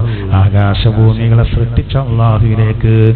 നമുക്ക് ഈ ആയത്തോടും നമുക്ക് വജ്ജഹത്താണ് ഓർമ്മ വരിക. അത് മറക്കണ്ട. നമ്മള് നിസ്കാരത്തില് ഹയ്യാത്തു സുന്നത്തിൽ പെട്ടതാണ് ഏത്? വജ്ജഹത്തു. ഹയ്യാത്തു സുന്നത്തായതുകൊണ്ട് അത് ഓതിലെങ്കിൽ കുഴപ്പമൊന്നുമില്ല. ഇനി അഥവാ മറന്നതാണെങ്കിൽ സഹ്വിന്റെ സുജൂദ മറ്റൊന്നും വേണ്ട. പവർ കുറഞ്ഞതാണെങ്കിലും ശരിക്കൊരു പ്രതിജ്ഞയുള്ളത് അത് ലെവലാകണം. നമ്മള് ബാക്കിയുള്ള കാര്യത്തിലൊക്കെ ഈ അരും മൂലി ഒപ്പിക്കുമല്ലോ. നമ്മൾ ഒരു വീട് നിർമ്മിക്കുകയാണെങ്കിലും ഒരു ഭക്ഷണം ഉണ്ടാക്കുകയാണെങ്കിലും അതിനൊക്കെ എല്ലാ ചേരുവകളും പിന്നെ നിർബന്ധ ഘടകങ്ങൾ മാത്രമൊന്നും ആവില്ല, എല്ലാം നമ്മൾ ശരിയാക്കും. അത് അവിടെ നോക്കിയിട്ടും ഇവിടെ നോക്കിയിട്ടും ഒക്കെ. എന്നാൽ നമ്മളിങ്ങനെ ഒന്നിങ്ങനെ ആലോചിച്ച് നോക്കി നമ്മൾ തന്നെ നമ്മളെ നിസ്കാരത്തെ പറ്റി ചിന്തിച്ചാൽ മതി. നമ്മളൊരു മതസ്ഥാപനത്തിൽ ഈ ആഴ്ച ക്ലാസ് എടുക്കാൻ പോയി. ഒരു സ്ഥാപനമാണ്, കുട്ടികളുണ്ട് അവിടെ, സ്ത്രീകൾക്കുള്ള ക്ലാസ്സാണ്, കുട്ടികളുണ്ട് അവിടെ, പഠിക്കുന്ന കുട്ടികളുണ്ട്. അപ്പൊ ഞാൻ അങ്ങനെ ശ്രദ്ധിച്ചേ, അൽ ഫാത്തിഹ എന്ന് പറഞ്ഞാണ് നമ്മൾ ഫാത്തിഹ തുടങ്ങുമ്പോഴേ ഒരു 10-60 കുട്ടികളെ നമ്മളെ മുന്നിലുണ്ട് കേട്ടോ. ഞാൻ അങ്ങനെ നോക്കി, ആരും ഓതുന്നില്ല. ഒരു വേറെ ഏതോ ലോകത്താണ്. ഞാൻ മനസ്സിൽ കേട്ടിട്ടോ ഒന്ന് പിടിച്ചെണ്ണം നിർത്തിയാണ്. ഞാൻ അങ്ങനെ നോക്കുമ്പോൾ വെറുതെ പറയില്ല കേട്ടോ, ആ 50 കുട്ടികളെല്ലാം നോക്കുമ്പോൾ ചിലർ അങ്ങോട്ട് വർത്തമാനം പറയുന്നുണ്ട്, ചില അങ്ങനെ ഇരിക്കുന്നുണ്ട്. ഒരു അവിടെ തന്നെ അല്ല, ഒരു കുട്ടി ശരിക്കും ഓതനുണ്ട്. അങ്ങനെ ഞാൻ ക്ലാസ് ഏകദേശം കഴിയാൻ നേരത്തെ ഞാൻ നിങ്ങളോടൊരു ചോദ്യം ചോദിക്കുന്നത് സത്യസന്ധമായ ഉത്തരം പറയണം കേട്ടോ. ഒരു കുട്ടികളെല്ലാവരും നല്ല സ്റ്റഡിയിലിരുന്നു കേട്ടോ. ഇന്ന് നമ്മൾ തുടക്കത്തിൽ സാധാരണ നമ്മൾ ദുആയിരുന്നു കണ്ടല്ല തുടങ്ങൽ. ഇന്ന് നമ്മളങ്ങനെ ദുആയിരുന്നു. ഞാൻ അൽ ഫാത്തിഹ അതിൽ ഫാത്തിഹ ഓതിയ കുട്ടികളൊക്കെ കൈയ്യന്തിരിക്കുകയാണ്. എല്ലാവരും ഒന്നിച്ചു എല്ലാവരും ഒന്നിച്ചോട്ടോ. അപ്പൊ ഞാൻ പറഞ്ഞു ഇനി യഥാർത്ഥത്തിൽ ഓതിയാൽ അങ്ങനെ തന്നെ വെച്ചോളി, അല്ലാത്തൊരു താത്തിക്കൊള്ളിയാണ്. അപ്പോൾ പോലും ഇങ്ങനെ ആലോചിക്കണം യഥാർത്ഥത്തിൽ ചിലരൊക്കെ ഇങ്ങനെ രണ്ടും അല്ലാത്ത ഇങ്ങനെയൊക്കെ ഉണ്ട് ചിലര് ഒന്നിച്ചു. ഞാൻ പറഞ്ഞു ഞാൻ സത്യം പറഞ്ഞുതരാം, ഒറ്റ കുട്ടിയെ ഓതിയിട്ടുള്ളൂ. വേറെ ഏതോ ലോകത്താണ് ഈ കുട്ടികൾ ശ്രദ്ധയിലേറ്റാണ്. ഇനിയിപ്പോൾ എന്ത് ചെയ്തും അടുത്തതിൽ ശ്രദ്ധിക്കും. അത് ശ്രദ്ധിക്കും. ഇപ്പം നമ്മളൊക്കെ ചിലപ്പോൾ ഞാൻ ഒരു ചോദ്യം ചോദിക്കുകയാണ് ഇപ്പോൾ പറഞ്ഞിന്ന്, അതിൽ നിങ്ങൾക്ക് ഒരു ഗിഫ്റ്റ് തരുന്നൊക്കെ പറഞ്ഞാൽ പിന്നെ നമ്മൾ ചോദ്യം ചോദിച്ചാൽ ഓല് അപ്പോൾ ശ്രദ്ധിച്ചിട്ടുണ്ടാവില്ല. നിങ്ങൾ ഒന്നും കൂടി മറ്റേ വിശദീകരിക്കും ഇങ്ങോട്ട് ചോദിക്കുന്നൊക്കെ പറയും. ഞാനിപ്പോൾ ഉണ്ടായതുകൊണ്ട് പറയാം. അതേമാതിരി നിങ്ങൾ എന്ത് ചെയ്ത് ചോദിക്കും, നമ്മളെന്നെ ആലോചിച്ചാൽ മതി. പഠിച്ചാൽ ഞാനിപ്പോൾ എൻ്റെ നിസ്കാരത്തിൽ ഈ വജ്ജഹത്ത്, ഇതാണ് ഈ വജ്ജഹത്ത് വരേണ്ടത്. നിസ്കാരത്തിലെ വജ്ജഹത്ത് ഞാനിപ്പോൾ എല്ലാ നിസ്കാരത്തിനും വജ്ജഹത്ത് ഓതലുണ്ടോ ഇങ്ങനെയാണ് ആലോചിച്ച് നോക്കി. സമയമൊക്കെ ഉണ്ടാവും നമുക്ക് വജ്ജഹത്ത് ഓതാൻ. ജമാഅത്ത് നിസ്കാരത്തിൽ നമ്മൾ മസ്ബൂക്കായി വന്ന് ചേർന്നതാണെങ്കിൽ നമ്മൾ വരുമ്പോൾ ഇമാമ് സൂറത്ത് ലാസ്റ്റ് എത്തിയിട്ടുണ്ട്. അപ്പോൾ നമ്മൾ നിയത്തൊക്കെ വെച്ച് അല്ലാഹു അക്ബർ വജ്ജഹത്ത് വജ്ഹി അല്ലദീ ഫത്തറ സമാവാതി വൽ അർദ്. അപ്പോൾ ഇമാം അല്ലാഹു അക്ബർ ആണ്. ഈ ഫാത്തിഹയ്ക്ക് ഇമാമ് വൈക്കൊല്ലരുതി പോയിട്ട് കാര്യമില്ല. ആ ഫാത്തിഹ വൈക്കൂല, ആ റക്അത്ത് നമുക്ക് നഷ്ടപ്പെടും. അതാ കാരണം മസ്ബൂക്ക് നിസ്കാരത്തിലേക്ക് തുടരുമ്പോൾ ഫാത്തിഹ ഓതാനുള്ള ടൈം കിട്ടൂല എന്ന് കണ്ട വജ്ജഹത്ത് ഓതരുത്. അഥവാ വജ്ജഹത്ത് സുന്നത്താണ്, അതിൽ പ്രവേശിച്ച് കഴിഞ്ഞാൽ അഴുത് തന്നെ ഓതാൻ പാടില്ല. അപ്പൊ ഇമാമ് റുക്കൂൾക്ക് പോയാൽ ഓൻ പോകാൻ പാടില്ല. ഓനെ എത്ര വജ്ജഹത്ത് ഓതിയത് വജ്ജഹത്ത് വയ്യല്ലദീ ഫത്തറ സമാവാതി വൽ അർദ് അല്ലാഹു അക്ബർ എന്നാ അതിന് കണ്ട് ബിസ്മില്ലാഹിർ റഹ്മാനിർ റഹീം അൽഹംദുലില്ലാഹി റബ്ബിൽ ആലമീൻ ഓതണം. അല്ലാത്ത സമയത്ത് നമ്മൾ ഇപ്പോൾ ജമാഅത്ത് നിസ്കാരത്തിന് നമ്മൾ ആദ്യമേ തുടരണ്ടേക്കാറ്. പക്ഷെ നമ്മളൊന്നാണ് തക്ബീറിട്ടി കിട്ടണമെങ്കിൽ എത്ര സുന്നത്ത് നമ്മൾ കളിയുണ്ടാവും. ഇമാമിന്റെ കൂടെ തക്ബീറിൽ പ്രവേശിക്കൽ ഭയങ്കര സുന്നത്താണ്. ഒപ്പല്ല, ഉടനെ. ഒപ്പം ആമീന് മാത്രമേ പാടുള്ളൂ. ഉടനെ ഇമാമ് അല്ലാഹു അക്ബർ എന്ന് പറഞ്ഞാൽ ഉടനെ നമ്മൾ അല്ലാഹു അക്ബർ. തക്ബീറത്തുൽ ഇഹ്റാമിൽ ഇമാമിനോട് ഒപ്പം കൂടുക എന്ന് പറഞ്ഞാൽ ഒരു പ്രബല സുന്നത്ത്. ആൾക്കാർക്ക് അതിന്റെ വലിപ്പറിയിട്ടാണ്. ഇതിന്റെ മഹത്വം അറിയാത്തതുകൊണ്ടാണ്. നമ്മൾ എത്തിയിട്ടുണ്ടാവും അവിടെ. പക്ഷെ അപ്പൊ ഇബ്ലീസ് ഇടപെടാണ്. ഇഖാമത്ത് കഴിഞ്ഞാൽ ഇബ്ലീസ് ഇങ്ങോട്ട് നമ്മളെടുത്ത് തന്നെ വരും. അപ്പൊ നമ്മൾ ഇമാം അല്ലാഹു അക്ബർ നമ്മൾ അല്ലാഹു അക്ബർ പറയാൻ നോക്കുമ്പോഴേക്കാരം പിന്നെ ഒന്ന് സൊഫ ഒന്നുകൂടി നോക്കിക്കളാ. വെറുതെ നോക്കിയാണേ ഇബ്ലീസിന് ഇപ്പോൾ അവൻ്റെ സൊഫ നോക്കല, അല്ലെങ്കിൽ പോകും വെറുതെ അങ്ങോട്ട് തിരിഞ്ഞ്. അപ്പോൾ അവനോട് ഇങ്ങനെ പറയുക, തുണി മുറുകിയിട്ടില്ലേ? അപ്പോൾ ഒന്നുകൂടി അയച്ചെടുത്തേക്കാം, വെറുതെ അയച്ചത്. അപ്പൊ പിന്നെ അവനിങ്ങനെ തോന്നും ഫാൻ ഇപ്പം എല്ലാം തിരിഞ്ഞില്ല, തണുപ്പില്ല, ചൂടാണ്, നേരം വെളുത്താ ചൂടാണെന്ന് പറഞ്ഞ് പിന്നെ ഫാൻ നോക്കൽ തുടങ്ങി. ആ സുന്നത്ത് പോയി. ഇനി ഓനങ്ങനെ അന്തം വിട്ട് അങ്ങോട്ട് നോക്കിയിട്ട് ഇങ്ങോട്ട് നോക്കിയിട്ട് അപ്പുറത്തുള്ള പോലൊക്കെ വസ്വാസാക്കി ഓനെ നമ്മൾ തുറന്നിട്ടുണ്ടെങ്കിൽ ഒരു ഇടങ്ങേറെന്താ തറാവീസ്കാർ ഇനി വരാൻ പോവുകയാണ്. അപ്പേ നമ്മളെ കുട്ടികളൊക്കെ പാറണം വരും പള്ളിയായിട്ട്. ഒരു നിസ്കാരം ഇങ്ങനെ കാണാം. സുജൂദ്ക്കാൻ നേരത്ത് കൂൾക്കാൻ നേരത്ത് തക്ബീർ കെട്ടലും പോകലോ അപ്പോഴേക്കാം പെരി എന്ന് കണ്ട് വല്യമ്മാനോട് അറിയും തറാവി നിസ്കരിച്ചു പറയും. വല്യമ്മ അങ്ങനെ എല്ലാവരോടും പറയും അവൻ്റെ അപ്പാൻ്റെ മാർക്കൊന്നല്ല ഓനെ നിസ്കാരം ശരിയാവില്ല. തമാശ അറിയല്ല. അപ്പൊ വജ്ജഹത്ത് മറക്കണ്ട കേട്ടോ. വജ്ജഹത്ത് നമ്മൾ എന്ത് ചെയ്യാം? സുന്നത്ത് നിസ്കാരത്തിനും വജ്ജഹത്ത് സുന്നത്തുണ്ട് കേട്ടോ. സുന്നത്ത് നിസ്കാരത്തിനും വജ്ജഹത്ത് സുന്നത്തുണ്ട്. വജ്ജഹത്ത് വളരെ പ്രധാന. തറാവി നിസ്കാരത്തിലൊക്കെ വജ്ജഹത്ത്. നമ്മൾ ഏത് സുന്നത്ത് നിസ്കാരത്തിനും വജ്ജഹത്ത് ഓതണമെന്നൊന്നുമില്ല, ഫർദ് നിസ്കാരത്തിന് തന്നെ ഓതണമെന്നില്ല. പക്ഷെ ഓതിയാൽ വളരെ നല്ലതാണ്, വളരെ നല്ലതാണ്. കാരണം എന്താ അറിയോ, അതിപ്പോ ഫാത്തിഹന്റെ മുമ്പിൽ വേണ്ടതൊക്കെ ഇത് പറഞ്ഞിട്ടുണ്ട്. നോക്കി നിങ്ങൾ, വജ്ജഹത്തു വജ്ഹില്ലദീ ഫതറ സമാവാതി വൽ അർദ് ഹനീഫൻ മുസ്ലിമാ, ഇതിനേക്കാളും കുറച്ചും കൂട്ടിയിട്ടുണ്ട്.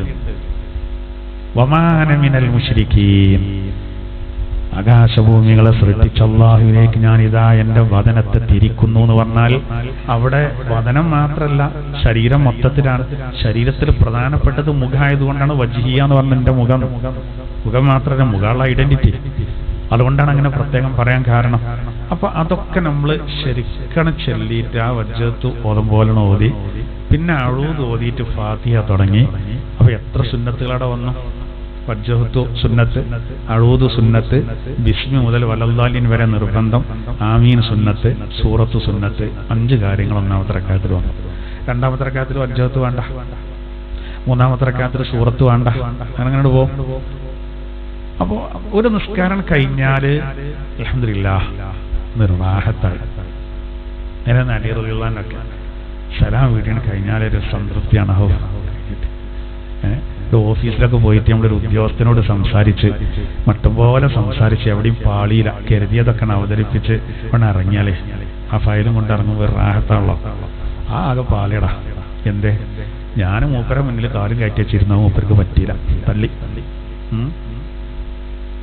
അല്ലെങ്കിൽ വർത്താനൊന്ന് പാളി വേഗം ചൂടാവുമല്ലോ എന്നൊക്കെ പറയും ചില ആൾക്കാർ. അപ്പൊ അതേമാതിരിക്ക് ഇവിടെ പാളാതെക്കാനാണ് നമ്മൾ എന്ത് ചെയ്യേണ്ടത്? മനസ്സിനൊരു സംതൃപ്തി വേണം. അപ്പോൾ ഇന്നത്തെ ക്ലാസ്സിന്റെ വലിയൊരു സന്ദേശം അതാ, വജ്ജഹത്തു നമ്മളെല്ലാ നിസ്കാരങ്ങളിലും, അത് സുന്നത്താണെങ്കിലും കുനൂത്തിന്റെ മാർഗമാണ്. ഈ സുബൈക്കുള്ള കുനൂത്ത് ആണ് റെഡിയായി കഴിഞ്ഞാൽ നമുക്കൊരു ഒരു മനസ്സിന്റെ സംതൃപ്തിയാണ്. ഹിദായത്തുള്ള എല്ലാം കഴിച്ചു, ആരോഗ്യവും സുഭിക്ഷമായ അവസ്ഥയും എല്ലാം ഹിദായത്തും ദുന്യാവിനും ആഖിറത്തിനും വേണ്ട എല്ലാ കാര്യങ്ങളിലും അടങ്ങിയിട്ടുണ്ട്. അങ്ങനെ നിസ്കാരം കഴിഞ്ഞ് ഇറങ്ങുന്ന ഒരു മുഅ്മിനായ മനുഷ്യന് എന്തൊരു ആത്മവിശ്വാസമായിരിക്കില്ല എല്ലാ കാര്യത്തിലും. ഏത് മേഖലയിലാണെങ്കിലും റാഹത്തുള്ളൂ. അവനിങ്ങനെയൊക്കെ റെഡിയായിട്ട് ഇങ്ങനെ നിൽക്കും പോലെയാണ്. ഏത് സമയത്തും പോകാലോ. മരണത്തെ പറ്റിയൊക്കെ പറയുമ്പോൾ അതിലൊരു ബേജാറ് വരില്ല. മരണം പേടി തന്നെയാണെങ്കിലും നമുക്ക് ഇവിടെ പോണല്ലോ എന്നുള്ളതല്ല, അവിടെ കഴിച്ചിലാകണം എന്നുള്ള ആ ചിന്ത. പക്ഷെ അവിടെയൊക്കെ വേണ്ട ഇതാണെന്ന് ഞാൻ പറഞ്ഞത്. അപ്പൊ നമ്മൾ ഇബാദത്തുകൾ കുറവാണെങ്കിലും ഉള്ളത് നമ്മൾ എന്ത് ചെയ്യണം? അത് ഉപയോഗപ്പെടുത്തണം. അതാണ് ഇന്നീ വജ്ജഹത്തു. മഹാനായ ഇബ്രാഹിം നബി അലൈഹി ഇസ്ലാം പറയാണ്, ഞാൻ എൻ്റെ മുഖത്തെ എൻ്റെ വദനത്തതാ തിരിക്കുന്നു, ആകാശഭൂമികളെ സൃഷ്ടിച്ച്. ഫാത്തിർ എന്ന് പറഞ്ഞാൽ തന്നെ ഒരു മുൻമാതൃകയൊന്നും ഇല്ലാതെ സൃഷ്ടിച്ചെന്നാ. നമുക്ക് എന്തെങ്കിലുമൊക്കെ സൃഷ്ടിക്കണമെങ്കിൽ ഒരു പ്ലാന് വേണ്ടി വരും. പ്ലാൻ ഇല്ലാതെ പഠിച്ചവനാണ് ആകാശഭൂമികളെ സൃഷ്ടിച്ചല്ല. എന്നിട്ടോ ഹനീഫ. നോക്കൂ, ഇത് എങ്ങനെ ഹനീഫായ രൂപത്തിൽ, ഒരു വക്രത ഉണ്ടോ, ഒരു വളവുണ്ടോ, എവിടെങ്കിലും ഒരു മങ്ങലോ ഒരു ഒരു ഒരു എന്തെങ്കിലും ഒരു പ്രശ്നം ഒന്നുമില്ല. നമ്മൾ പറയല്ലോ ഒരു പുള്ളി വീണിട്ടില്ല, എവിടെയൊരു പ്രശ്നമില്ല, യാതൊരു കളങ്കമില്ലാത്ത രൂപത്തില്. എന്നിട്ട് ഒന്നുകൂടി ഓർപ്പിച്ച് പറയാണ്, വമാ അന മിനൽ മുശ്രിക്കീൻ, ഞാൻ മുശ്രിക്കീങ്ങളിൽ പെട്ടവനല്ല. അത് പ്രത്യേകം ആവർത്തിച്ച് പറയുന്നത് അന്നത്തെ സാഹചര്യം ആളുകൾ മുഴുവനും അതിലാണ്. അവരൊക്കെ ഈ പല ദൈവങ്ങളെ ആരാധിക്കണം, കാണുന്ന സാധനങ്ങൾ മുഴുവനും ആരാധിക്കാൻ.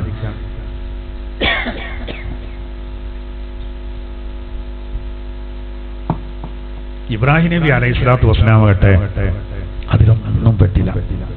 അതിലൊന്നും പെടാതെ അള്ളാഹുവോട് വേർന്നു എന്ന് മാത്രമല്ല, ആളുകൾക്ക് നിരന്തരം, നമ്മൾ യൂസുഫ് നബിയുടെ കഥ പറഞ്ഞ പോലെ ജയിലിലായപ്പോഴും രോഗികളെ സന്ദർശിച്ചിട്ടും മഹാകുറ്റവാളികൾക്ക് ഉപദേശം നൽകിയിട്ടും അങ്ങനെ സമയം മുതലാക്കി എന്ന് പറഞ്ഞതുപോലെ ഇബ്രാഹിം നബി അലൈഹി സ്വലാത്തു വസ്സലാം നല്ലോണം പ്രവർത്തിച്ചു. ഞാൻ അവിടെ ഒരു കാര്യം കൂടി മനസ്സിലാക്കണം. ഇപ്പൊ നമ്മളൊക്കെ പ്രബോധന രംഗത്ത് പലപ്പോഴും വരെ ടൈം ഇല്ലാത്തോണ്ടാട്ടോ പറയട്ടോ, എന്നെ അങ്ങനത്തിനൊന്നും കാണില്ലല്ലോ എന്ന് പറഞ്ഞാൽ സമയമല്ല, തിരക്കാണ്. നമ്മൾ വിചാരിച്ചാൽ നമുക്ക് എല്ലാത്തിനും സമയം ഉണ്ടാവും. അതിനൊരു മാതൃകയും കൂടിയാണ് ആര്? ഇബ്രാഹിം നബി അലൈഹി സ്വലാം. കാരണം പ്രവാചകന്മാരുടെ കൂട്ടത്തിലെ സമ്പന്നനായിരുന്നു അദ്ദേഹം. പ്രത്യേകിച്ച് അദ്ദേഹത്തിന് ഒരുപാട് നാൽക്കാലികൾ ഉണ്ടായിരുന്നു. നാൽക്കാലികൾ ഒരുപാട് ഉണ്ടായാൽ തന്നെ സ്വലാവുമല്ലോ അല്ലെ. ഒരു 10 കോഴിക്കളുണ്ടെങ്കിൽ തന്നെ പെണ്ണുങ്ങൾക്ക് വലിയ കുട്ടികള. ഓൽക്ക് മാത്രമല്ല അയലോകക്കാർക്ക് വരെ ബുദ്ധിമുട്ടിക്കാറ്. ഇവർക്ക് തക്കാരത്തിന് നേരം ഉണ്ടാവുള്ളൂ. എന്നിട്ട് അയലോകത്ത് കുളിച്ചറി ആ കൂടെ നടക്കൊണ്ടിട്ടാ പറയും ചെറുമ്പൊളിയില്ലാതെ. കേട്ടോ, എപ്പോഴും ഇങ്ങനെ പറഞ്ഞാൽ അവസരമല്ലോ. നമ്മളോട് ആരെങ്കിലും പറയുകയാണെങ്കിൽ നമ്മൾ സന്തോഷത്തോടെ എന്ത് ചെയ്യുക, കൂടെ കടച്ചു കൊടുക്കട്ടോ. അങ്ങനെ പക്ഷെ നമ്മൾ മറ്റുള്ളവരോട് ഇങ്ങനെ പറയാൻ നിൽക്കണ്ടെന്ന് ഞാൻ പറയുന്നത്. അതിനെ അടുത്ത് അല്ലെ പിന്നെ അതൊക്കെ വളർത്തുന്നതുപോലെ അതിനനുസരിച്ചൊക്കെ ഓലെന്നെ അല്ലേ ചേഞ്ച് ചെയ്യണം. ഇത് ആ ആടിനൊന്ന് വെള്ളം കാട്ടുകൊണ്ടിട്ടോ എപ്പോഴും ഇങ്ങനെ പറഞ്ഞാൽ രസമല്ലല്ലോ. അതിന് ചിലർക്ക് അതിന് കൽപ്പിക്കേണ്ടത് യാതൊരു മടിയുണ്ടാവില്ല.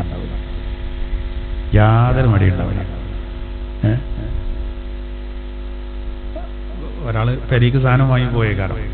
അപ്പോഴേക്കാരം കുടുംബത്തിലേതിന് കുട്ടിയോ ഇങ്ങോട്ട് പോയേക്കാരം. ആ സാധനം അവൻ്റെ അടുത്ത് കൊടുത്താണ് ഇതാണ് കൊടുക്കട്ടോ.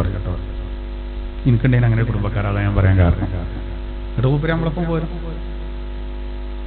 അവൻ നേരം വിളിക്കുമ്പോൾ ഇറങ്ങുമ്പോൾ തന്നെ ദേശനെ കാണാക്കട്ടേന്ന് അത് വരയ്ക്കും. കണ്ട പണിയോ വെറുതെ പണി വരും. കുട്ടികളാണെങ്കിൽ നമ്മളെ മനസ്സൊന്നും പോകില്ലല്ലോ അല്ലേ. അയാളെ കുടുംബത്തിൽപ്പെട്ടൊരു ഓട്ടോ ഡ്രൈവർ എന്നോട് എപ്പോഴും പറയും, ഞാൻ രാവിലെ ഓട്ടോറിക്ഷ എടുത്ത് ഇറങ്ങുമ്പോൾ തന്നെ ദ്വാരക്കല അമ്മയാക്കനെ കാണാക്കട്ടെ എന്നാണ്. ഓൻ്റെ അമ്മയാക്കാണ് അങ്ങനെ പറയില്ല. കാരണം എന്താ വെച്ചാൽ ട്രിപ്പ് വിളിച്ചു പൈസ ചെറുക്ക് കൊടുക്കൂല. എവിടേക്കെങ്കിലും പോയിട്ട് അങ്ങനെ വർത്താനം വന്നപ്പോൾ ബൽക്ക് അത്ര ടൈം പോകല്ലേ, ശ്രദ്ധിക്കൂല. അങ്ങനെ ഉണ്ടാവും. അപ്പോൾ ഞാൻ പറയുന്നത് എന്താ വെച്ചാൽ നമ്മൾ ശ്രദ്ധിക്കൂല. ഇവിടെ ഇബ്രാഹിം നബി അലൈഹി സ്വലാത്തു വസ്സലാമിന് നാക്കാലികളും കാര്യങ്ങളൊക്കെ ഉണ്ടെങ്കിലും ഒന്നും മുടങ്ങിയില്ല. മലക്കുകൾക്ക് ആശ്ചര്യം വന്നൂടാ. ചോദിച്ചില്ലേ എങ്ങനെ റബ്ബ് ഇയാൾ ഖലീലാകാം? ഈ മുതലും കാര്യങ്ങളൊക്കെ ഉണ്ടാകുമ്പോ അതിന് സവലാവൂലേ? അപ്പോളാ പറഞ്ഞത് എന്ത്? ലാ തൻദുറൂ ഇലാ സൂറത്തി അബ്ദി, എന്റെ അടിമയായ ഇബ്രാഹിമിന്റെ രൂപത്തിലേക്ക് നിങ്ങൾ നോക്കണ്ട, അദ്ദേഹത്തിന്റെ ധനത്തിലേക്ക് നിങ്ങൾ നോക്കണ്ട, അദ്ദേഹത്തിന്റെ ഇബാദത്തിലേക്കും ഖൽബിലേക്കും നിങ്ങൾ നോക്കിയാൽ മതി. ഞാൻ പറഞ്ഞൊരു കാര്യം, എന്റെ ഹത്ത് വീട്ടുന്നതിൽ മൂപ്പർക്ക് എന്തില്ല, എവിടെയും ഒരു പോരായ്മയും വരുന്നില്ലല്ലോ. അതൊക്കെ നമുക്ക് വലിയൊരു പാടല്ലേ. ഭയങ്കര ആസ്തി ഉണ്ടായിരുന്നു അദ്ദേഹത്തിന്. പക്ഷെ അതൊന്നും പ്രബോധനത്തിനോ ആരാധനക്കോ അതൊന്നും തടസ്സായില്ല. അതൊക്കെ എന്താക്കി മാറ്റി, നാളെ പരലോകത്തേക്ക് കൂലി കിട്ടാനുള്ള വകുപ്പാക്കി മാറ്റിയെന്നാണ്. അതിനാണ് പോലെ അള്ളാഹു താല അങ്ങനെ പ്രവാചകന്മാരെ ചിലരെ അങ്ങനെയാക്കി. അല്ലെങ്കിൽ നമ്മൾ പറയുന്നത് നേരെ ഓൽക്ക് വേറെ പണിയൊന്നും ഇല്ലാത്തതുകൊണ്ടാണെന്ന് പറയല്ലോ, അങ്ങനെ പറയാൻ പറ്റില്ല. ഇനി ഇൻഷാ അല്ലാഹ് ഇബ്രാഹിം നബിയോട് ബന്ധപ്പെട്ട ബാക്കിയുള്ള കാര്യങ്ങളുണ്ട്. ഇൻഷാ അല്ലാഹ് നമുക്ക് അടുത്ത ക്ലാസ്സിൽ വിശദീകരിക്കാം. ബിസ്മില്ലാഹിർ റഹ്മാനിർ റഹീം. വഇദ് ഖാല ഇബ്രാഹീമു ലിഅബീഹി ആസർ. ഇബ്രാഹിം നബി അലൈഹി സ്വലാത്തു വസ്സലാം തന്റെ പിതാവായ ആസറിനോട് പറഞ്ഞ സന്ദർഭം, അതത്തഖിദു അസ്നാമൻ ആലിഹ, അങ്ങ് വിഗ്രഹങ്ങളെ ആരാധ്യ വസ്തുക്കളാക്കി വെക്കുകയാണോ? ഇന്നി അറാക വഖൗമക ഫീ ളലാലിൻ മുബീൻ, തീർച്ചയായിട്ടും താങ്കളെയും താങ്കളുടെ ജനതയെയും വ്യക്തമായ പടവിലാണ് ഞാൻ കാണുന്നത്. വകദാലിക നുരീ ഇബ്രാഹീമ മലകൂതസ് സമാവാതി വൽ അർള്, ആകാശങ്ങളുടെയും ഭൂമിയുടെയും അദൃശ്യാധിപത്യം ഇബ്രാഹിം നബിക്ക് കാണിക്കപ്പെട്ടു. വലിയകൂന മിനൽ മൂഖിനീൻ, അദ്ദേഹം ദൃഢവിശ്വാസികൾ ഉൾപ്പെടുന്നതിനു വേണ്ടി. ഫലമ്മാ ജന്ന അലൈഹിൽ ലൈലു റആ കൗകബാ, രാത്രി ഇരുൾ മുറ്റിയപ്പോൾ അദ്ദേഹം നക്ഷത്രങ്ങളെ കണ്ടു. ഖാല ഹാദാ റബ്ബി, അദ്ദേഹം പറഞ്ഞു ഇതാ എന്റെ രക്ഷിതാവ്. ഫലമ്മാ അഫല ഖാല ലാ ഉഹിബ്ബുൽ ആഫിലീൻ, ആ നക്ഷത്രങ്ങൾ അസ്തമിച്ചപ്പോൾ അദ്ദേഹം പറഞ്ഞു അങ്ങനെ മറഞ്ഞു പോകുന്നവയെ ഞാൻ ഒരിക്കലും ഇഷ്ടപ്പെടുകയില്ല. ഫലമ്മാ റഅൽ ഖമറ ബാസിഗ, ചന്ദ്രൻ ഉദിച്ചു വന്നപ്പോൾ അത് കണ്ടപ്പോൾ ഖാല ഹാദാ റബ്ബി, അപ്പോഴും അദ്ദേഹം പറഞ്ഞു ഇതാ എന്റെ റബ്ബ്. ഫലമ്മാ അഫല ഖാല ലഇൻ ലം യഹ്ദിനി റബ്ബി ലഅകൂനന്ന മിനൽ ഖൗമിൽ ളാല്ലീൻ, അപ്പോൾ അദ്ദേഹം പറഞ്ഞു, ആ ചന്ദ്രൻ അസ്തമിച്ചപ്പോൾ പറഞ്ഞു എന്റെ റബ്ബ് എനിക്ക് മാർഗദർശനം നൽകിയിട്ടില്ലായിരുന്നുവെങ്കിൽ ലഅകൂനന്ന മിനൽ ഖൗമിൽ ളാല്ലീൻ, ഞാൻ പിഴച്ചുപോയ ഒരു ജനതയിൽ പെട്ടുപോകുമായിരുന്നു. ഫലമ്മാ റഅ അശ്ശംസ ബാസിഗ, സൂര്യൻ ഉദിച്ചു വന്നപ്പോൾ ഖാല ഹാദാ റബ്ബി, ഇതാ എന്റെ റബ്ബ്. ഹാദാ അക്ബർ, ഇത് ഏറ്റവും വലിയ റബ്ബാണ്.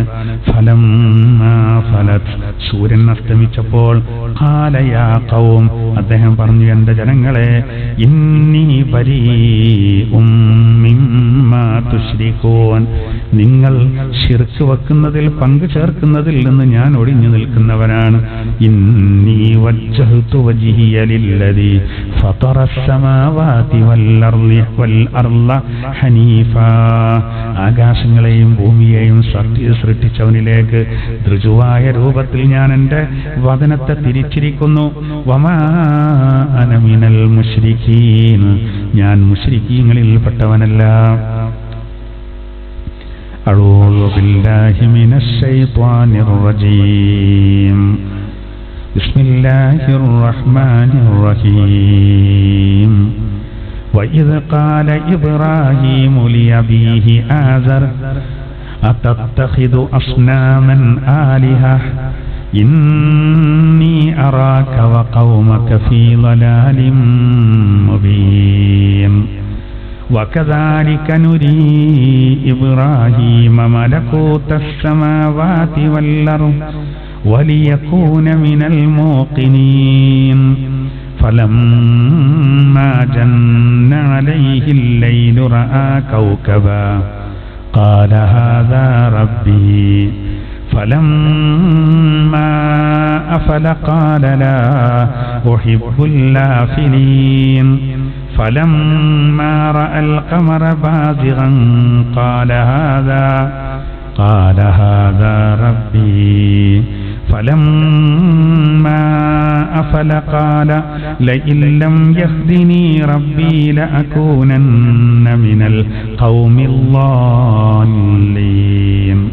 فلما رأى الشمس بازغة قال هذا ربي هذا أكبر فلما أفلت قال يا قوم إني بريء مما تشركون إني وجهت وجهي للذي فطر السماوات والأرض حنيفا وما أنا من المشركين.